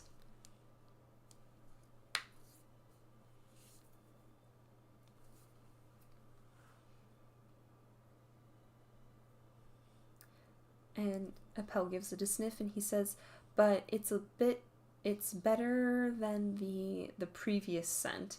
It's kind of got a little bit of, like, sweetness to it, and kind of, like, but, like, isn't, like, super, like, in your face about it.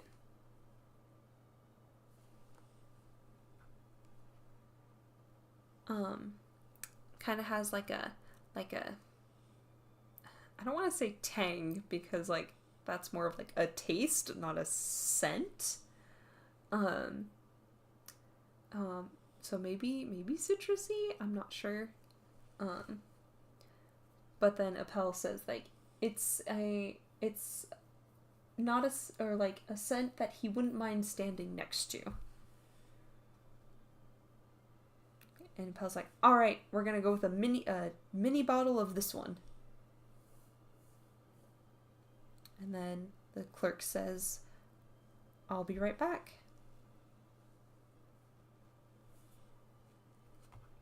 And Appel's like, fragrances. This is a field of, or an area of study in science that has yet to be fully explored. Deuce is like, oh, really?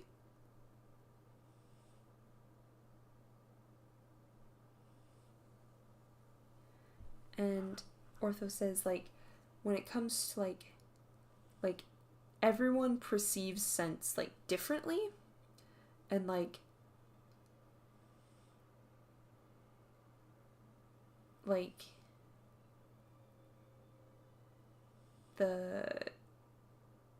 it's really, like, subjective, so, like, they're, like, the evidence to support, like, how much of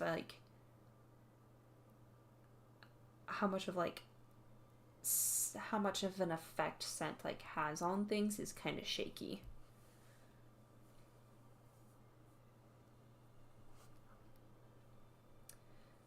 And Ortho says that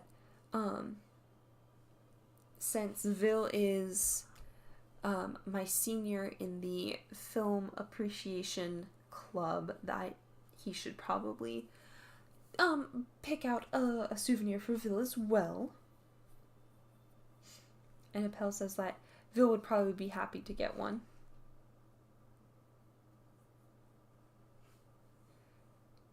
And the staff asks for Ortho to describe the person that he's giving this present to. And Ortho says that the person he's going to give this souvenir to is powerful. So Vil is terrifying and powerful.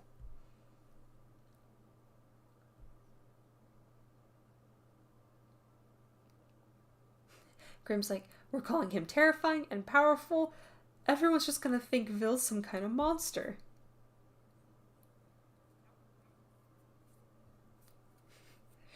And Deuce is like, with the description like that, who would ever guess that these are going to be given to a famous model? And the staff is like, alright, then what about something like this?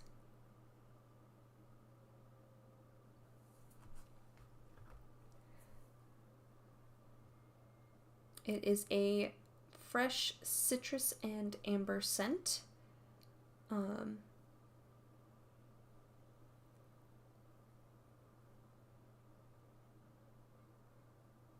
then, like, it all, like, harmonizes to create a kind of, like, warmth.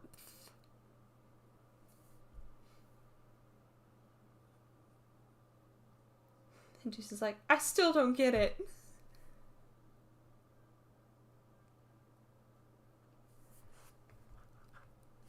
And Ortho takes a sniff and says he's going to compare the scent notes to, like, the data he has. And Ortho's like, yep, this one, please. And the staff thanks them for his purchase. And Grimm's like, wow, Appel and Ortho picked two completely different perfumes. Silver's like, I think that's great, and I think Vil will be quite happy with it.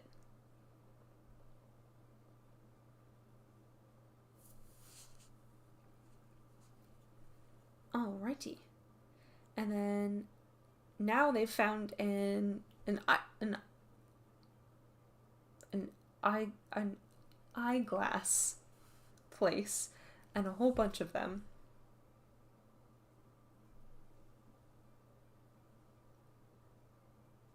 And Deuce points out that the White Rabbit wore glasses, so glasses are quite popular as well.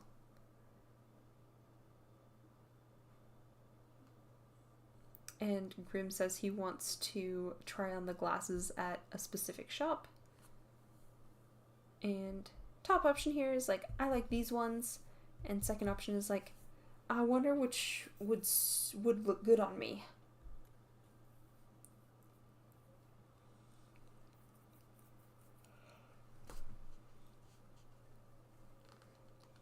Appel picks out some thick, dark glasses and makes him look like a celebrity. Or, I'm sorry, Yu picks out those glasses. They're like thick, like dark sunglasses, so they look like a celebrity. And Deuce is like, you know how to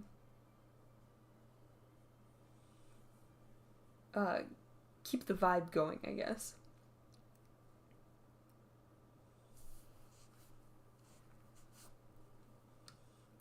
And then Ortho's like, oh, is this the kind of stuff you like? I'm gonna make sure to make a note of that. Like, thanks, Ortho. Silver says that they look good.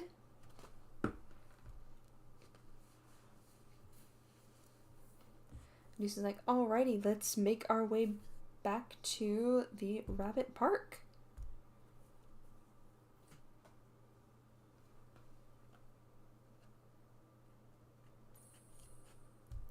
Story clear.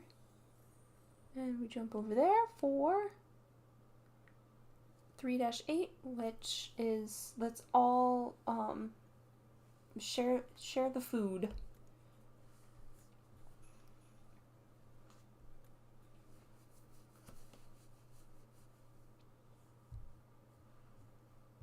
Clock Park.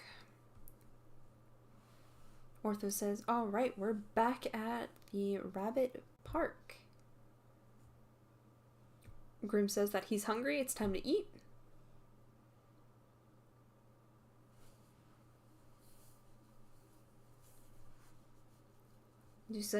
Deuce says that, yeah, it's been a minute since they had those egg sandwiches, so he's starting to get hungry too.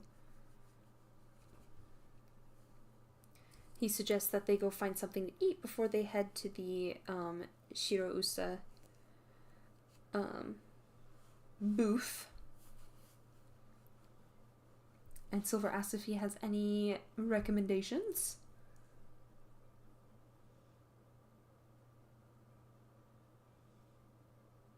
And Deuce says that the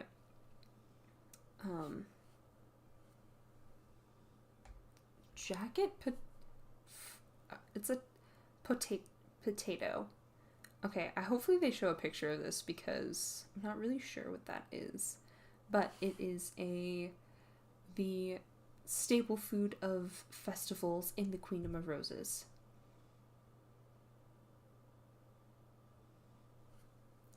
And he says that Deuce says that potatoes are one of the staple foods of the country.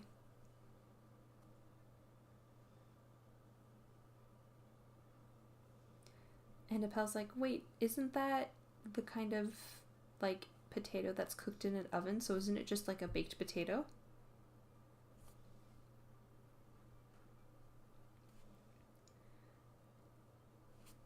And Deuce says so we call jacket potatoes any that are baked with and the skin is kept on. I was like, why?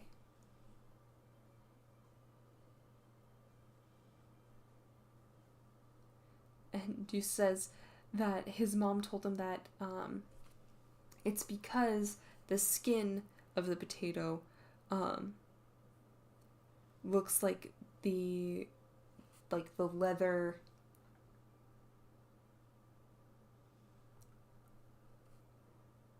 or the skin looks like a jacket, essentially, is what his mom said. And Deuce is like, I thought it was so silly that it just stuck in my brain. And Appel's like, your mom has quite the sense of humor.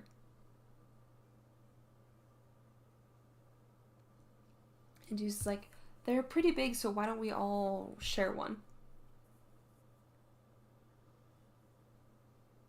Appel's like, yeah, that's probably a good idea. I'm starting to run a little low on funds.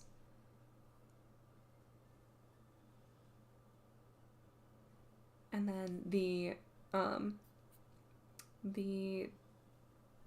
booth staff say, choose your toppings from the menu here.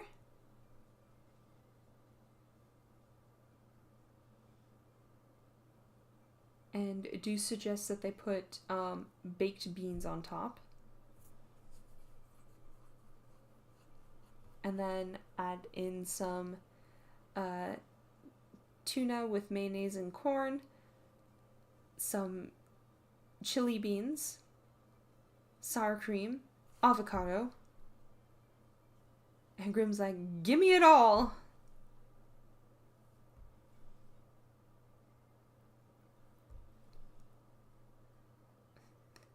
And the staff say, yup, coming right up.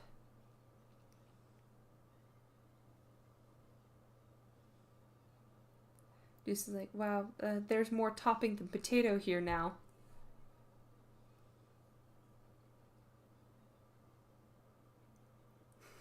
And Pel's like, yeah, there's no really stopping Grim.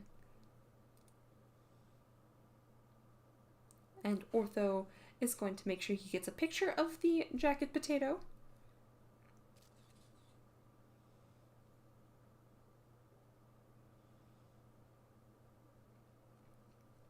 And he says that when he takes pictures of the food they get like this, it's like he really is able to eat it together with everyone.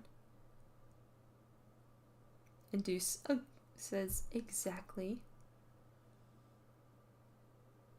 And Pel says the more people there are, like, to eat with, the more, like, enjoyable the meal is. Silver agrees. And then asks how they're going to, like, divide the potato up.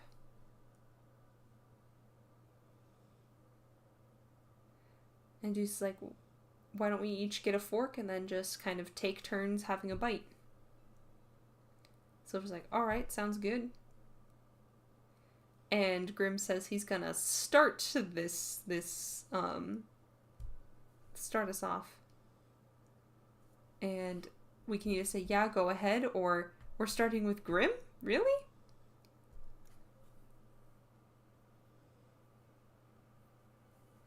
And Appel and Deuce both say, no, we're not doing that. Grim's like, well, why? And Appel's like, yeah, because you're gonna eat the entire thing. Deuce is like, Grim, you go last. Silver, you go first. Silver's like, is that really okay if I go first?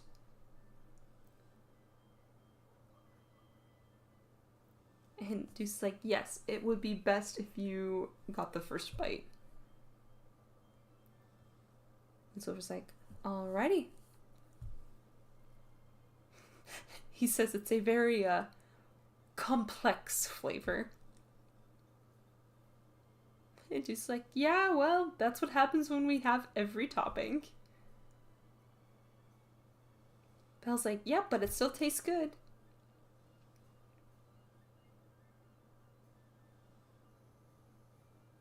Just like, yep, any topping goes good on potatoes. You're like, oh, my jacket potato's getting smaller and smaller. And Pel's like, this is everyone's jacket potato. It's your turn. Alrighty, we can either have the tuna, mayo, and corn section, or the chili beans. And I gotta say that eating tuna, mayonnaise, corn, and a potato is not something I've ever tried before, and I don't know how I feel about it. So I'm gonna go with the chili beans because I'm basic.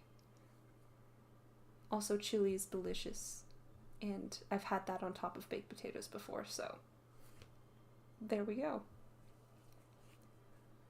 And Silver asks us if we like spicy things. Yes, Silver, I do. And so does Deuce. Deuce says it's good and spicy. And Deuce is like, thank you for your patience, Grim. The rest is all for you. It's finally my turn, huh? Oh, it's so good. It's so good, but it left us too soon. You guys ate too much. No, Grim, you just have too big an appetite.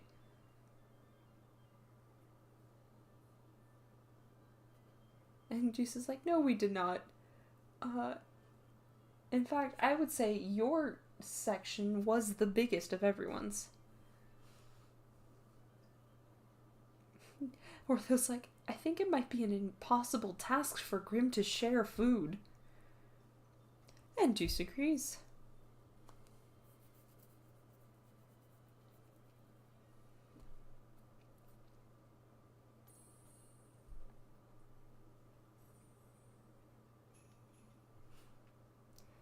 Alrighty, 3-9. is it looks like they're gonna fight.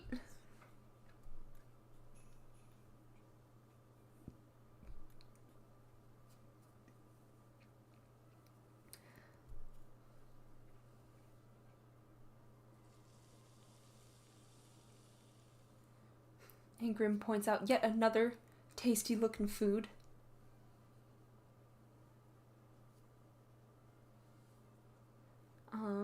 So we have a sausage roll and a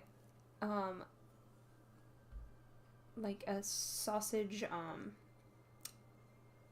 wrapped in pie crust type situation.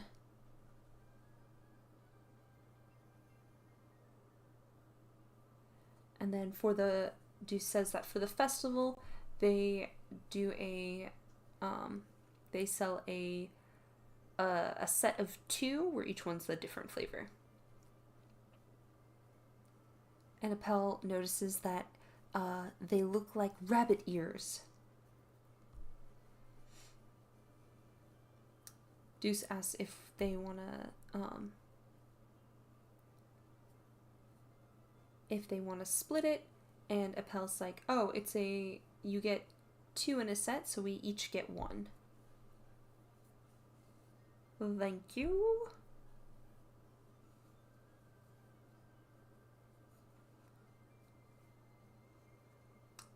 Deuce says that one of them is filled with cheese and the other is spicy. Appel says he'll eat the one with cheese. And then the fresh off the grilled cheese is like nice and gooey.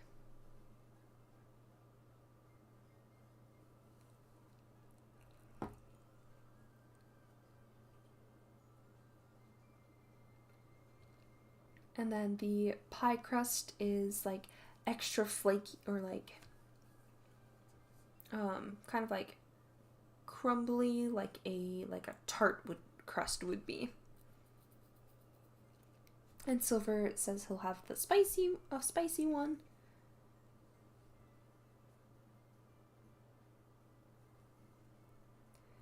And that the chili sauce has just the right amount of heat to it, and then that the pie crust is light and like crispy.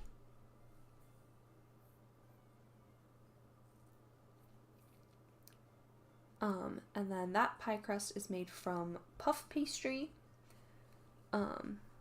So that makes it nice and flaky.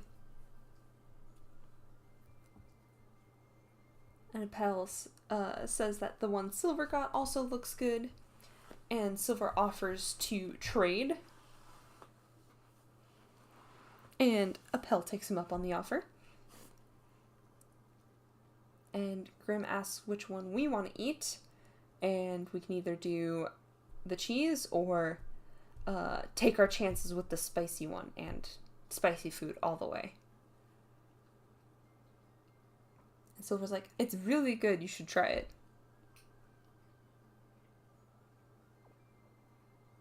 And Grim takes the other one and loves it. Even though it's doesn't take him long to finish the treat.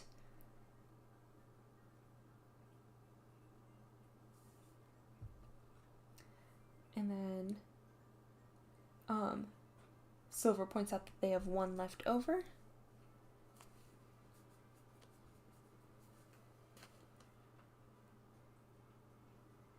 And Ortho offers to let anyone eat it. And Grim volunteers.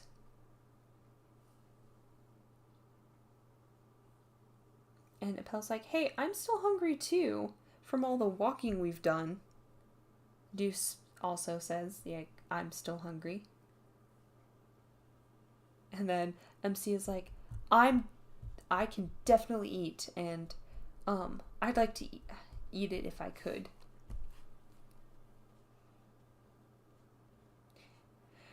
And Grim's like, wait, even henchmen want some?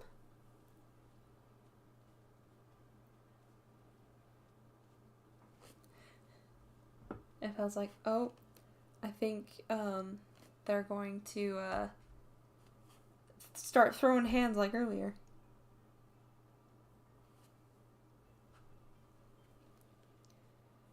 And then Silver suggests that we have Ortho divide it equally into 5 parts.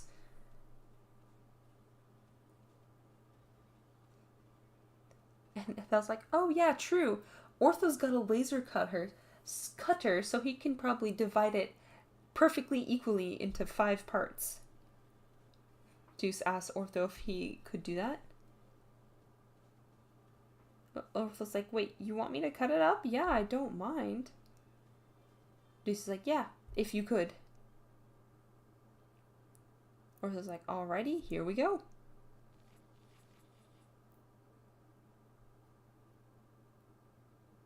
He's like, alrighty, here you are. And their faces, oh no, what happened? Just like, you just cut it with your hand? Or ripped it apart with your hands? And I was like, there's nothing even about this. And I was like, well, yeah, that's why I asked you if you were sure you wanted me to cut this up.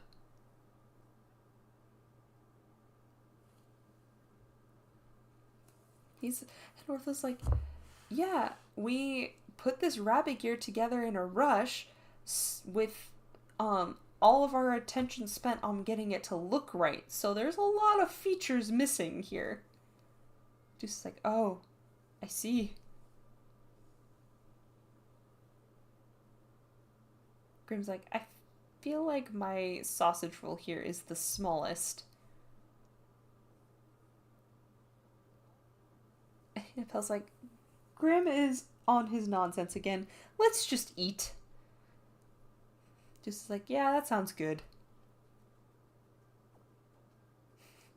Silver's like, alright. And then we can either eat our portion or offer to trade with Grim. I'm gonna offer to trade with Grim. And Grim's like, heck yeah, yours looks bigger than mine. Actually, now that I get a closer look at it, it looks smaller. You know what? I'll just eat the one I got. Grim, you're so silly.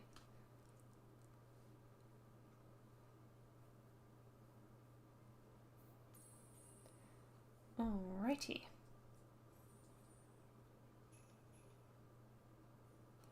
And episode 3-9, or I'm sorry, 3-10, I know how to count. Don't say that.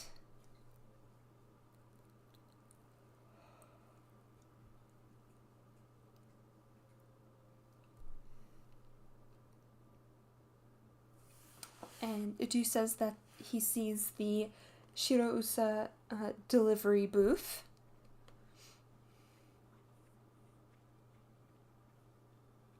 And he says, Mom, we're here. And she says, oh, I've been waiting for you all. Grim points out that their booth is quite large. And Silver points out that it's in the perfect spot for everyone to see it as they pass by.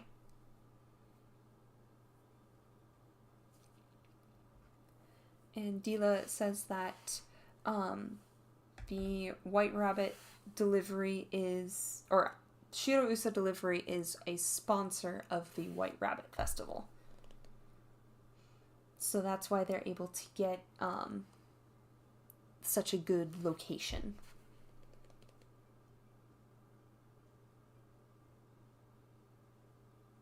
And then Appel's like, wait, isn't the White Rabbit Festival like a traditional event?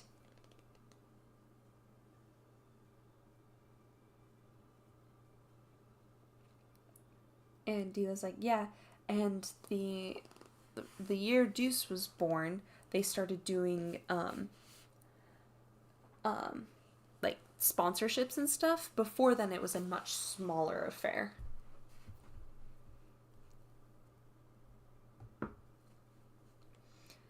And she says that every year since every year that we've gone since, I've taken a picture of Deuce at the festival.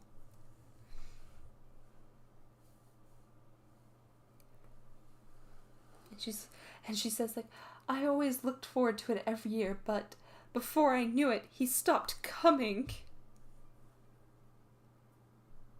Oh, and it was such a terribly boring time.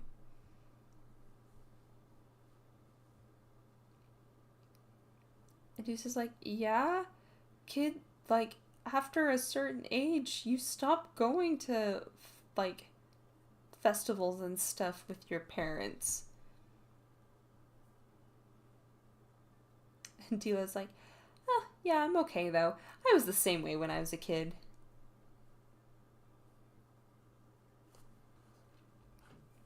And, since Shirosa is a sponsor, they have, like, done, like, different, like, racing events.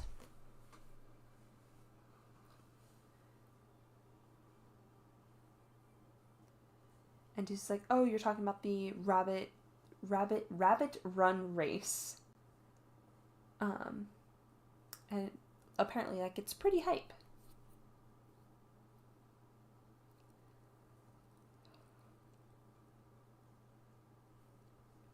And Appel suggests that Deuce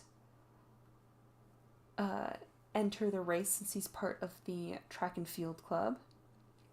Silver says he'll cheer for him. And Deuce is like, no, I came here today to, like, enjoy the festival with everyone.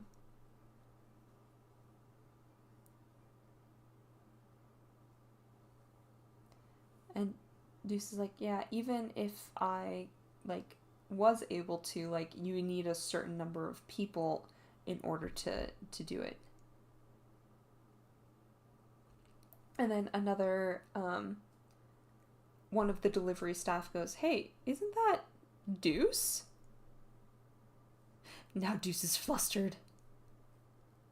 And then staff B says, oh yeah, it is. Deuce is like, hi guys, it's been a while. Silver asks if Deuce knows them.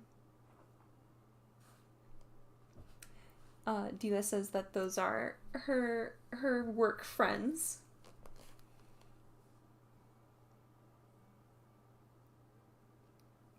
And she says that people at work know him because he used to come to work with her every now and again when he was a kid.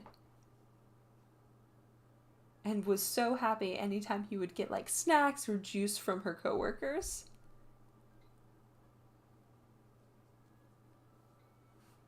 And then Orlo's like, yeah, but Deuce looks like he's, like, getting a little uncomfortable. And Dila's like, oh, yeah, that's because he hasn't seen them in a while.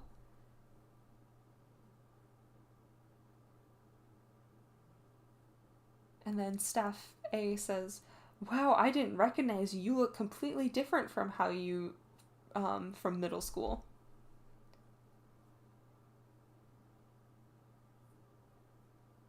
And staff B says, yeah, he did.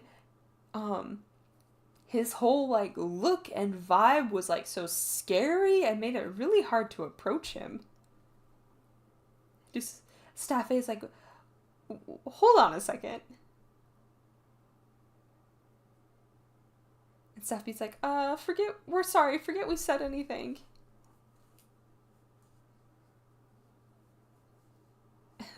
Grim's like, they're kind of scared of Deuce.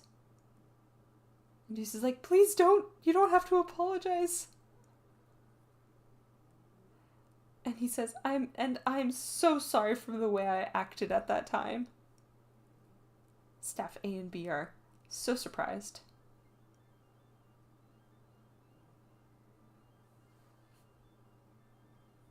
And Staff A is like, oh my gosh, it looks like he really has reverted back to the way he was as a kid when he could just, like, say, like, hello with a big old smile on his face.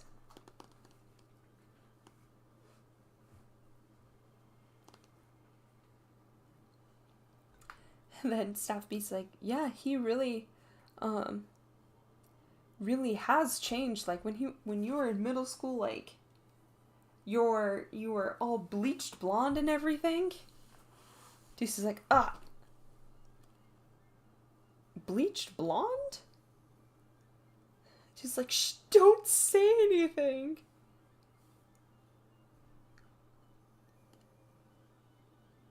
And then Staff B says, like, looks like you went back to your natural hair. This is a much better look for you. Staff A is like, 100%. And Staff A is like, oh yeah, didn't you get into Night Raven College? And then Staff A continues like, that was so amazing. Dila was so proud and happy for you. Staff B says that you really worked hard for that, and you're making your mother proud. And Grim's like, wait, now they're complimenting him? Deuce thanks them. And Staff B says that he needs to do his best at his studies. Deuce says that he will. Just a good bean. Just a good bean all around.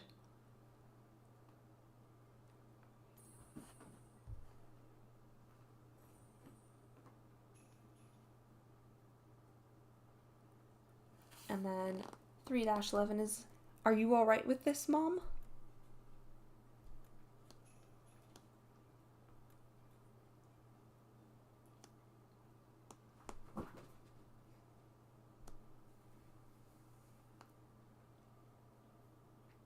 And Silver asks Dila what they are selling at the Shirosa delivery booth.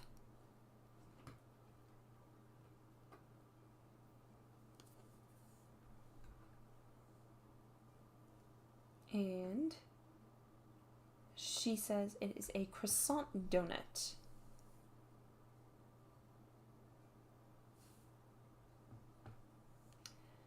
And she says that there were probably other, you probably saw it at other stalls, but the Queendom of Roses sure loves its pastries.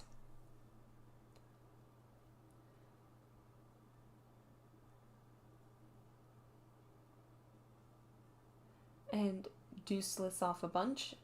Things like pie, tarts, quiche, croissants, and says that he likes all of them. But croissant donuts have gotten really popular lately.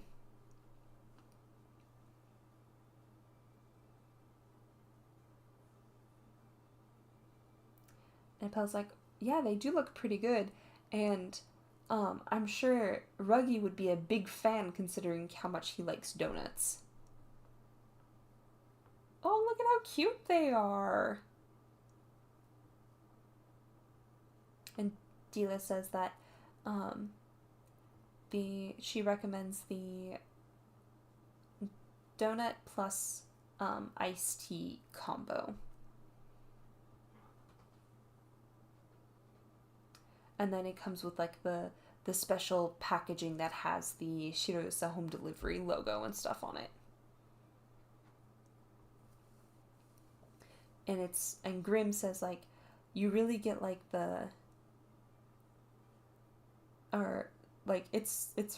you really get the hit with the full force of advertising with this.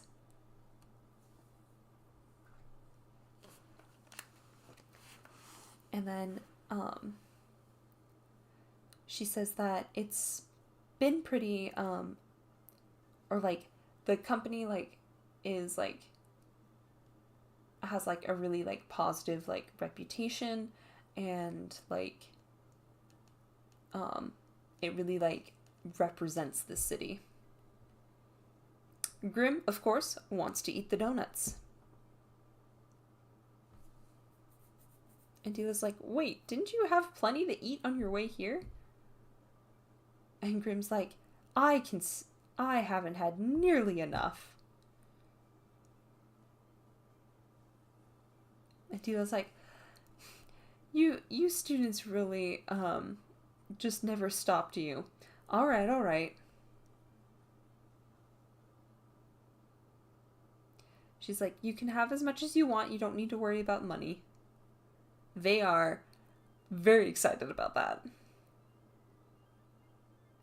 And Jesus is like, are you really sure it's okay if we have this stuff for free, Mom? And Dila's like, in exchange, I'm going to have you hand out some flyers.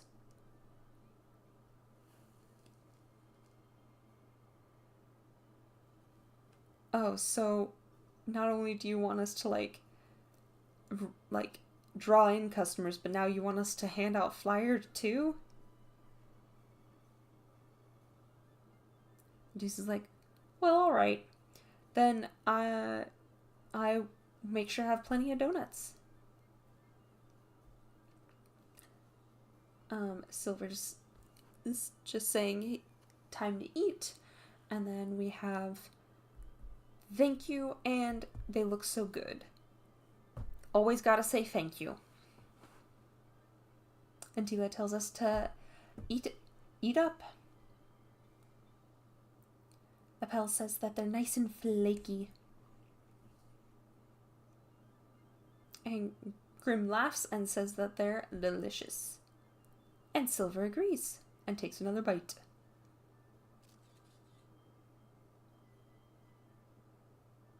And Ortho says his croissant donut photo shoot is complete. And between mouthfuls, Deuce makes sure to thank his mother. And then Dila says, once you're done eating, I'll have you start handing out those flyers.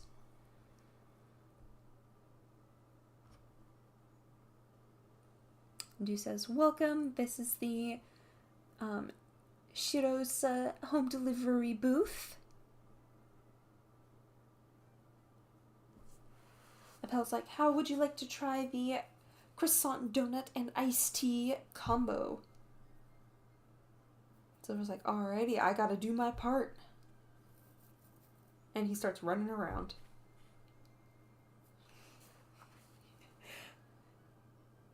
Hey there, boy. This poor child. Wah! You want a croissant donut? And the child goes running off, yelling for his mother.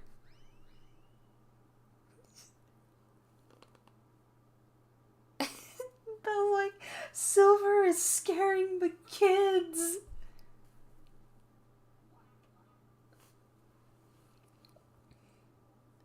And Deuce is like, well, yeah, I would probably be scared out of my skin too if you came running at me full tilt with a serious look on your face.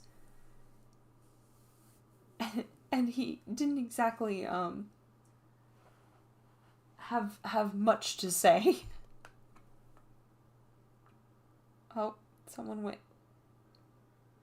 Oh, another person went running off. Wow, they're so busy.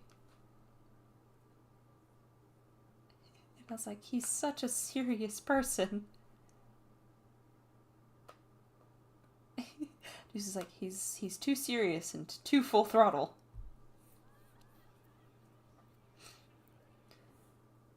And then Child B is like, whoa, it's a rabbit. And their mother is like, oh my goodness, it's so cute. Can I take my child's picture with you? Ortho says, yeah, go for it.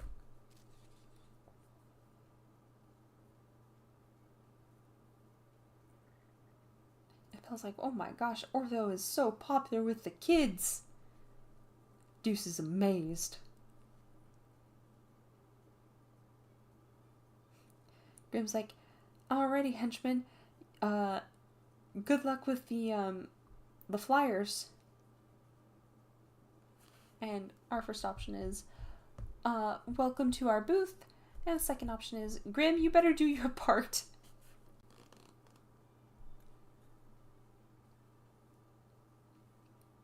And Deuce compliments us on how hard we're working. And that's the end of the chapter. This event is just so cute. Oop, I unlocked some more guest room furniture. And 3-12 looks like there's a rumor going around.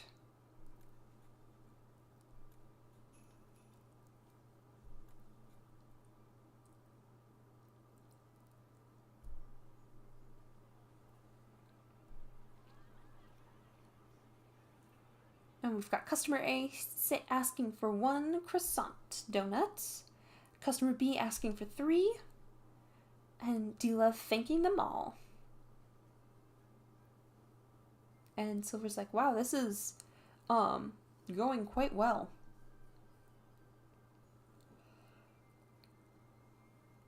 Appel is like, says that he's glad that they were able to bring in some more customers.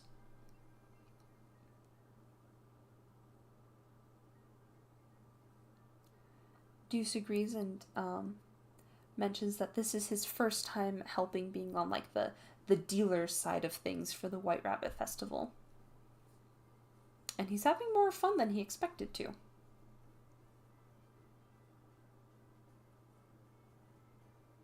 And Silver's like, yes, but it's usually when things are going so well like this that trouble tends to happen.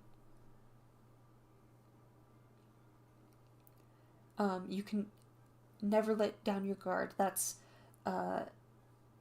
lesson 1 in being a bodyguard, being security.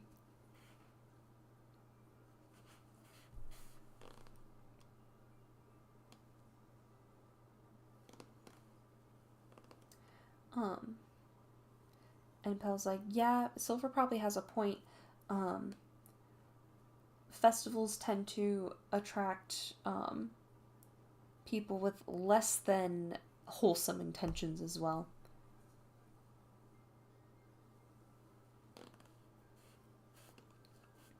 And then Appel brings up the something that his relative that lives near Clocktown told him.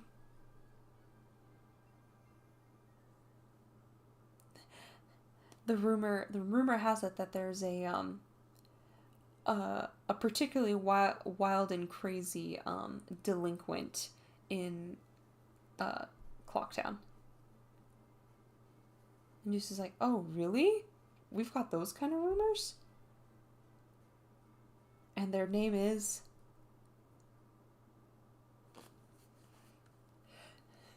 Wait.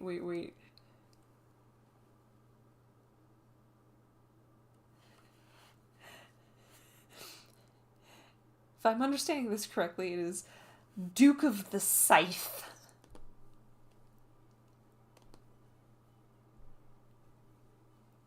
Deuce is especially,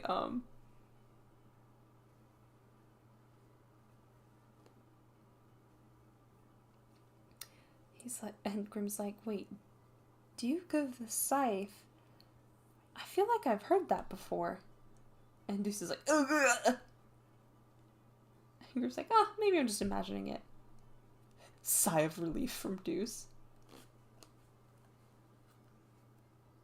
Oh wait, no. It's Cauldron. Cauldron. I'm reading this wrong. Okay, no. So, I was reading it correctly the first time. So, Ogama, which is the word that they're saying here, can either be scythe or cauldron, depending on which kanji are used. So, log. So when Appel says it here, he's saying Ogama as in scythe.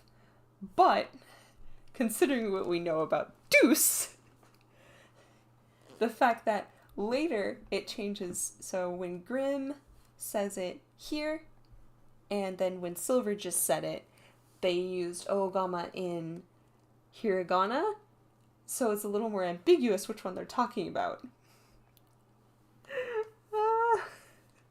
Deuce, I love you. And now he's freaking out.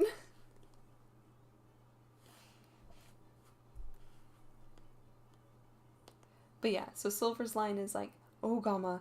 Oh wait, does he mean like the giant pot like you cook stuff in? And then Deuce goes, ugh, and Appel is, no, that can't be it. It's gotta be like the thing you use for like cutting stuff. Like wheat and things.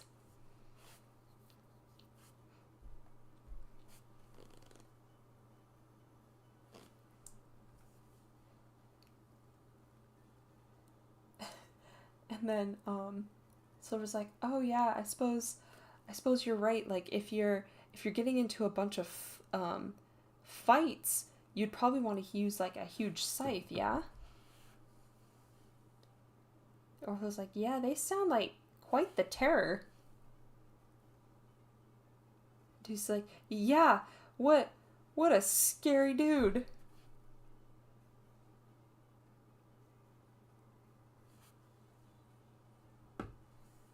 And then Appel's like, yeah, and they say that he took on a whole group of other delinquents all by himself. Deuce is like, no, he did not. That's just the rumors getting out of hand.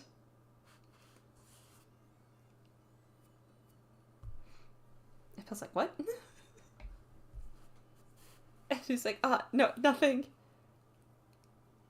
They sound really, just so bad.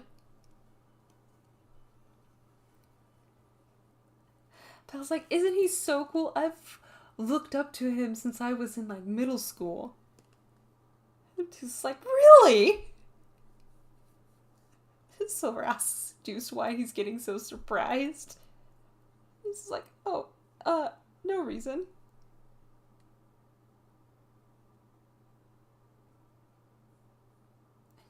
And Appel's like, Deuce, have you ever heard anything about, Duke of the Scythe? And he's like, nope, never. First I'm hearing of him. And then our first option here is like, wait a second, isn't that... And then our second option here is,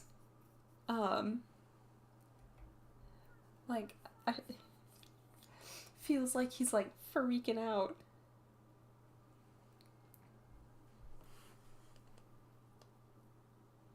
Just like, let's pick a different topic of conversation. We're here to have fun at a festival, remember? So anyway, we just have to make sure that, no trouble happens during the festival, right? Right, Silver? And Silver like, yeah, that's correct. Pel's like, okay, so while we're going around doing all our advertising, let's keep our eyes peeled for any trouble going on. Grimm's like, huh?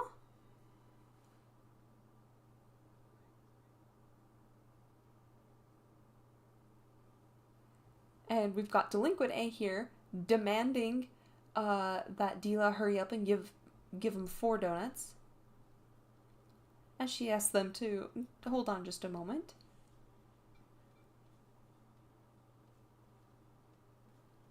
Alright, and she says, alrighty, here are your donuts. For the 4 of them, that will be 1,200 metal. And Delinquent B here's like, what are they doing being this small and that expensive? And we've got Delinquent C complaining about the chocolate cream that just got all over his clothes. And Delinquent A demands that she pay for the dry cleaning. And she's like, excuse me? That was your own fault. And then we've got the delinquent leader here being like, huh? You're saying we're at fault? And Nippel's like, oh my god, it's the trouble you were just talking about.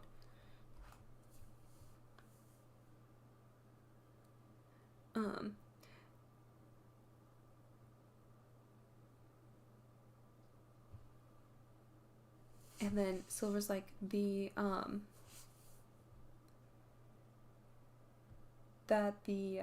delinquents that are annoying the shop are about the same age as them. And the leader demands that Dila cough up the money.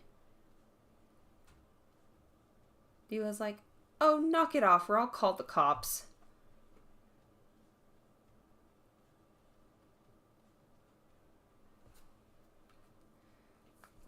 And Dila's like, things are gonna get really nasty if you keep being so aggressive. And she's like, I don't care. They're the ones at fault here. Like, they don't get to just, like, put all this blame on me.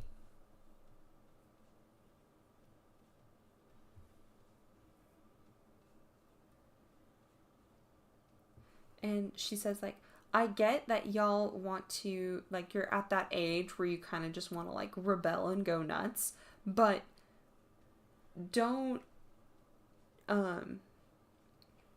ruin the festival fun for everyone else. And we've got our leader here again, telling Dila that she can shove it. And possibly punches her. I'm not sure. She goes, wah. And Deuces. Oh, he kicked the stall. And Appel points out that he broke the display that they had out. Deuce yells, get away from my mom! Fight, fight, fight, fight.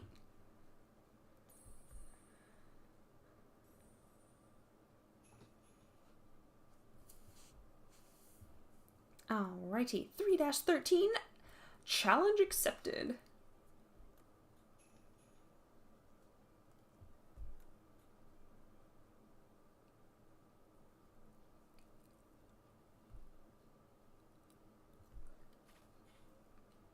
Get away from my mom!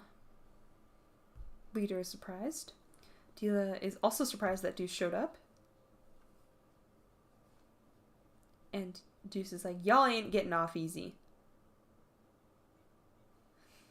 And he just switches into delinquent mode. And he's like, you don't get to be cocky little shits, essentially.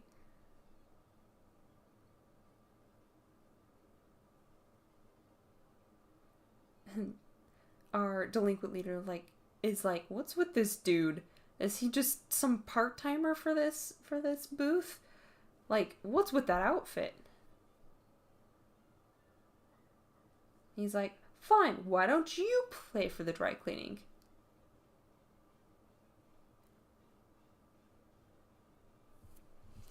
And Deuce is like, Yeah. Like, oh, that's so, oh, you're so funny. Actually, I think you look even better dirty like this. Come again? He's like, bring it. Just is like, bring it if you.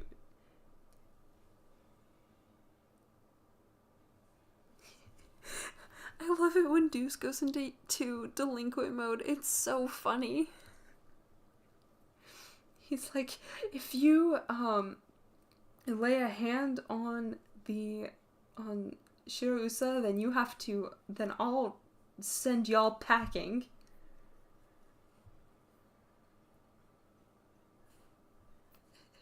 And we're just like, why is did Deuce get taken over by like a different person? And Grim's like, oh no, the delinquent switch has been flipped. And Suva's like, oh no, we need to stop them both, like, right now. They come running over. And Pel's like, Deuce, what are you doing acting all cool all by yourself? Just like, ah, Pel.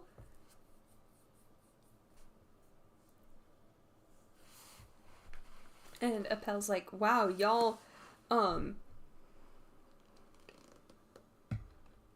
sure must be cocky if you think you can cop that kind of attitude here.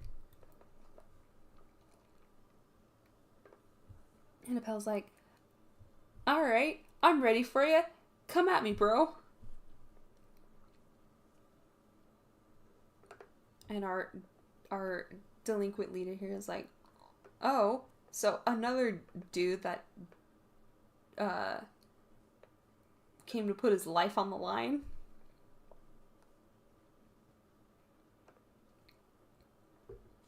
And our delinquent here is making fun of how cute Appel looks in his costume.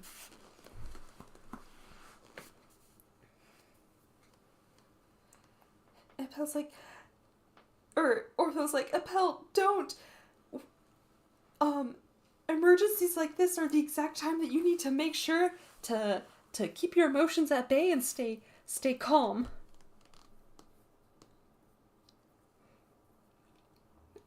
And our delinquent here is like, wow, just another cutesy guy with no fashion sense showed up. This is hilarious.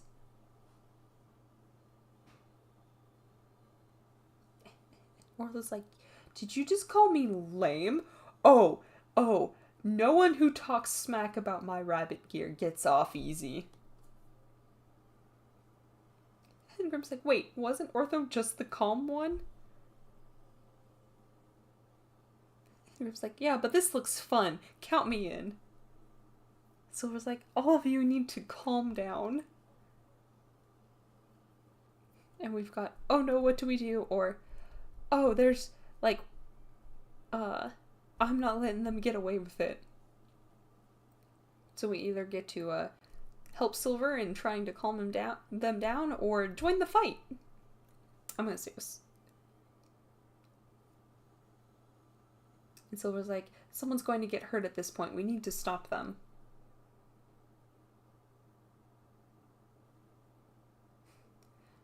And our dude's like, oh, they just keep boosting their numbers, but they're not trying nothing. It's like, what's the matter with you guys? You scared or something?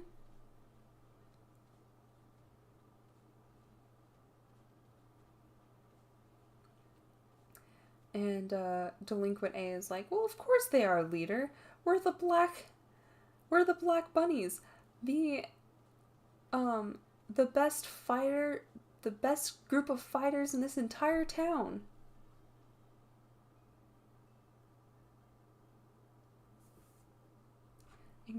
And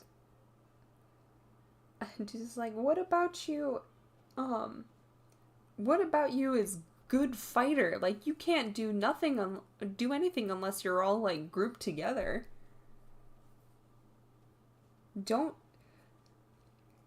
don't bring regular people into your, like, scuffles. Like, y'all are so lame. And our leader here is like, what was that? You want to fight? Deuce is like, sure, I'll accept your challenge. And Dila's like, Deuce. And then snaps him out of it. He's like, hold on, wait a second.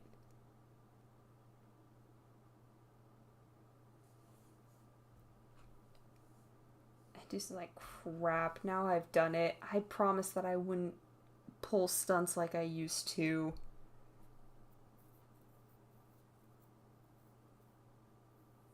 He's like, and if I cause a scene here right next to the Shirausa booth, it's just going to bring trouble for them. ...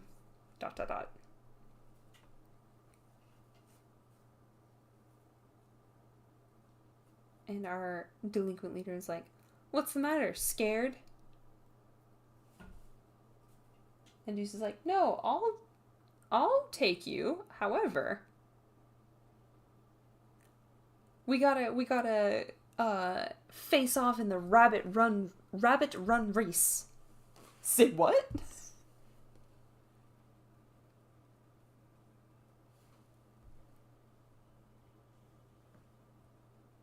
Deuce says, if we win, then you have to apologize to my mom. And the leader's like, as if. Why would I join some stupid race like that? And he's like, oh? So now you're the scared ones? Leader is like, we are not. Fine. We'll take you in the rabbit run race. And Delinquent A is like, leader?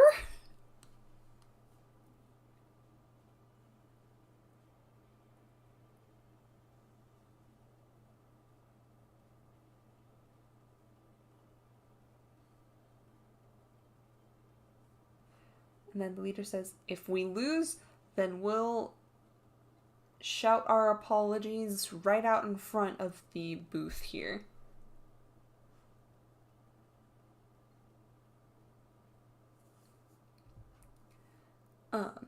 But if we win, then you'll have to do something for us, right?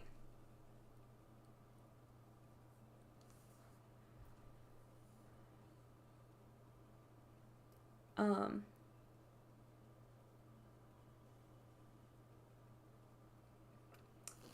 he says, you'll have to make up for the mental anguish I'll suffer by participating in this silly little race of yours. So, you'll need to give me... Just a second, I'm doing numbers like 100,000 yen?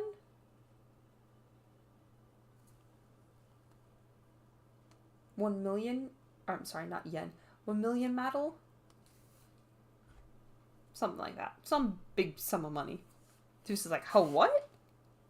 That ain't happening. And Tila's like, alright, sounds interesting. Let's do it. And Deuce is like, wait, Mom, can we really accept, those terms?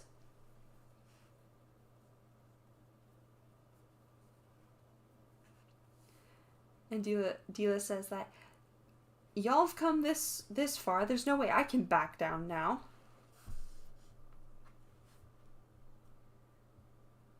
Besides, I don't think you're going to be losing to half-baked losers like these. Alright, then it's a deal. See you at the Rabbit Run race.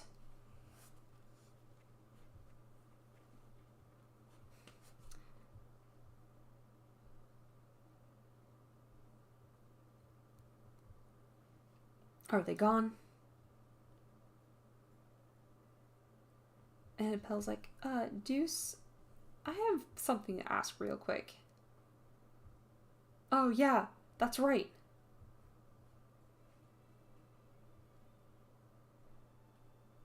And Silvers says that the Rabbit Run race is one of the festival's main attractions. And Deuce is like, it is. It's the race happens on the track that runs through the Rabbit Park. It's a team race where one team is 4 people. It's 4 people on a team, which means it's like, I'm sorry for not asking you beforehand, but will you run this race with me? Grimm's like, say what now? Ortho's down. Deuce is surprised by that.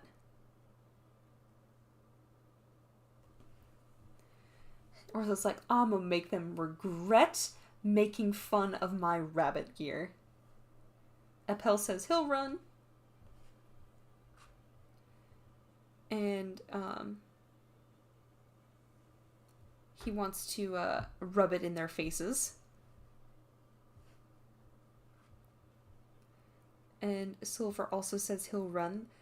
He has no problems helping in, like, a fair fight. And Deuce is like, oh, thank goodness, and thank you all.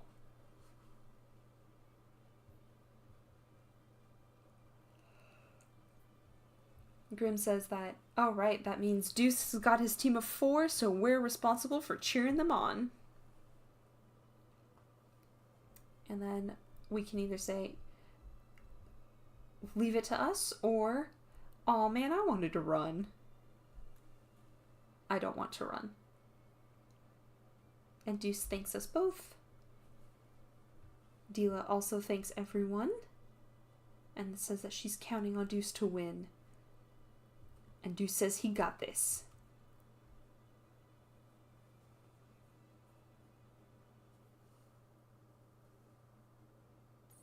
Alrighty, that is part 2 complete. Alrighty, the next part is on the 24th. So that's what, 6 days away. So I will try to stream do a little translation stream again at that time. And then, yeah, the day the event ends should be also the day that we get the August schedule. So if we get any Book 7 updates, that would be great, and I will try to do a stream for any events or any new story content in August as well. But I am very tired, so I think it is time for me to go to bed. Thank you all for joining me once again for my little translation stream here. I appreciate it. And I will hopefully see y'all in the next one. And if you're still trying to roll for Deuce, good luck. Wish me luck. 60 some odd rolls in. 3 SSR spooks. No Deuce. And no money to roll the gacha. Tough break. Anyway, goodbye everyone, and I shall see you in the next one. Bye!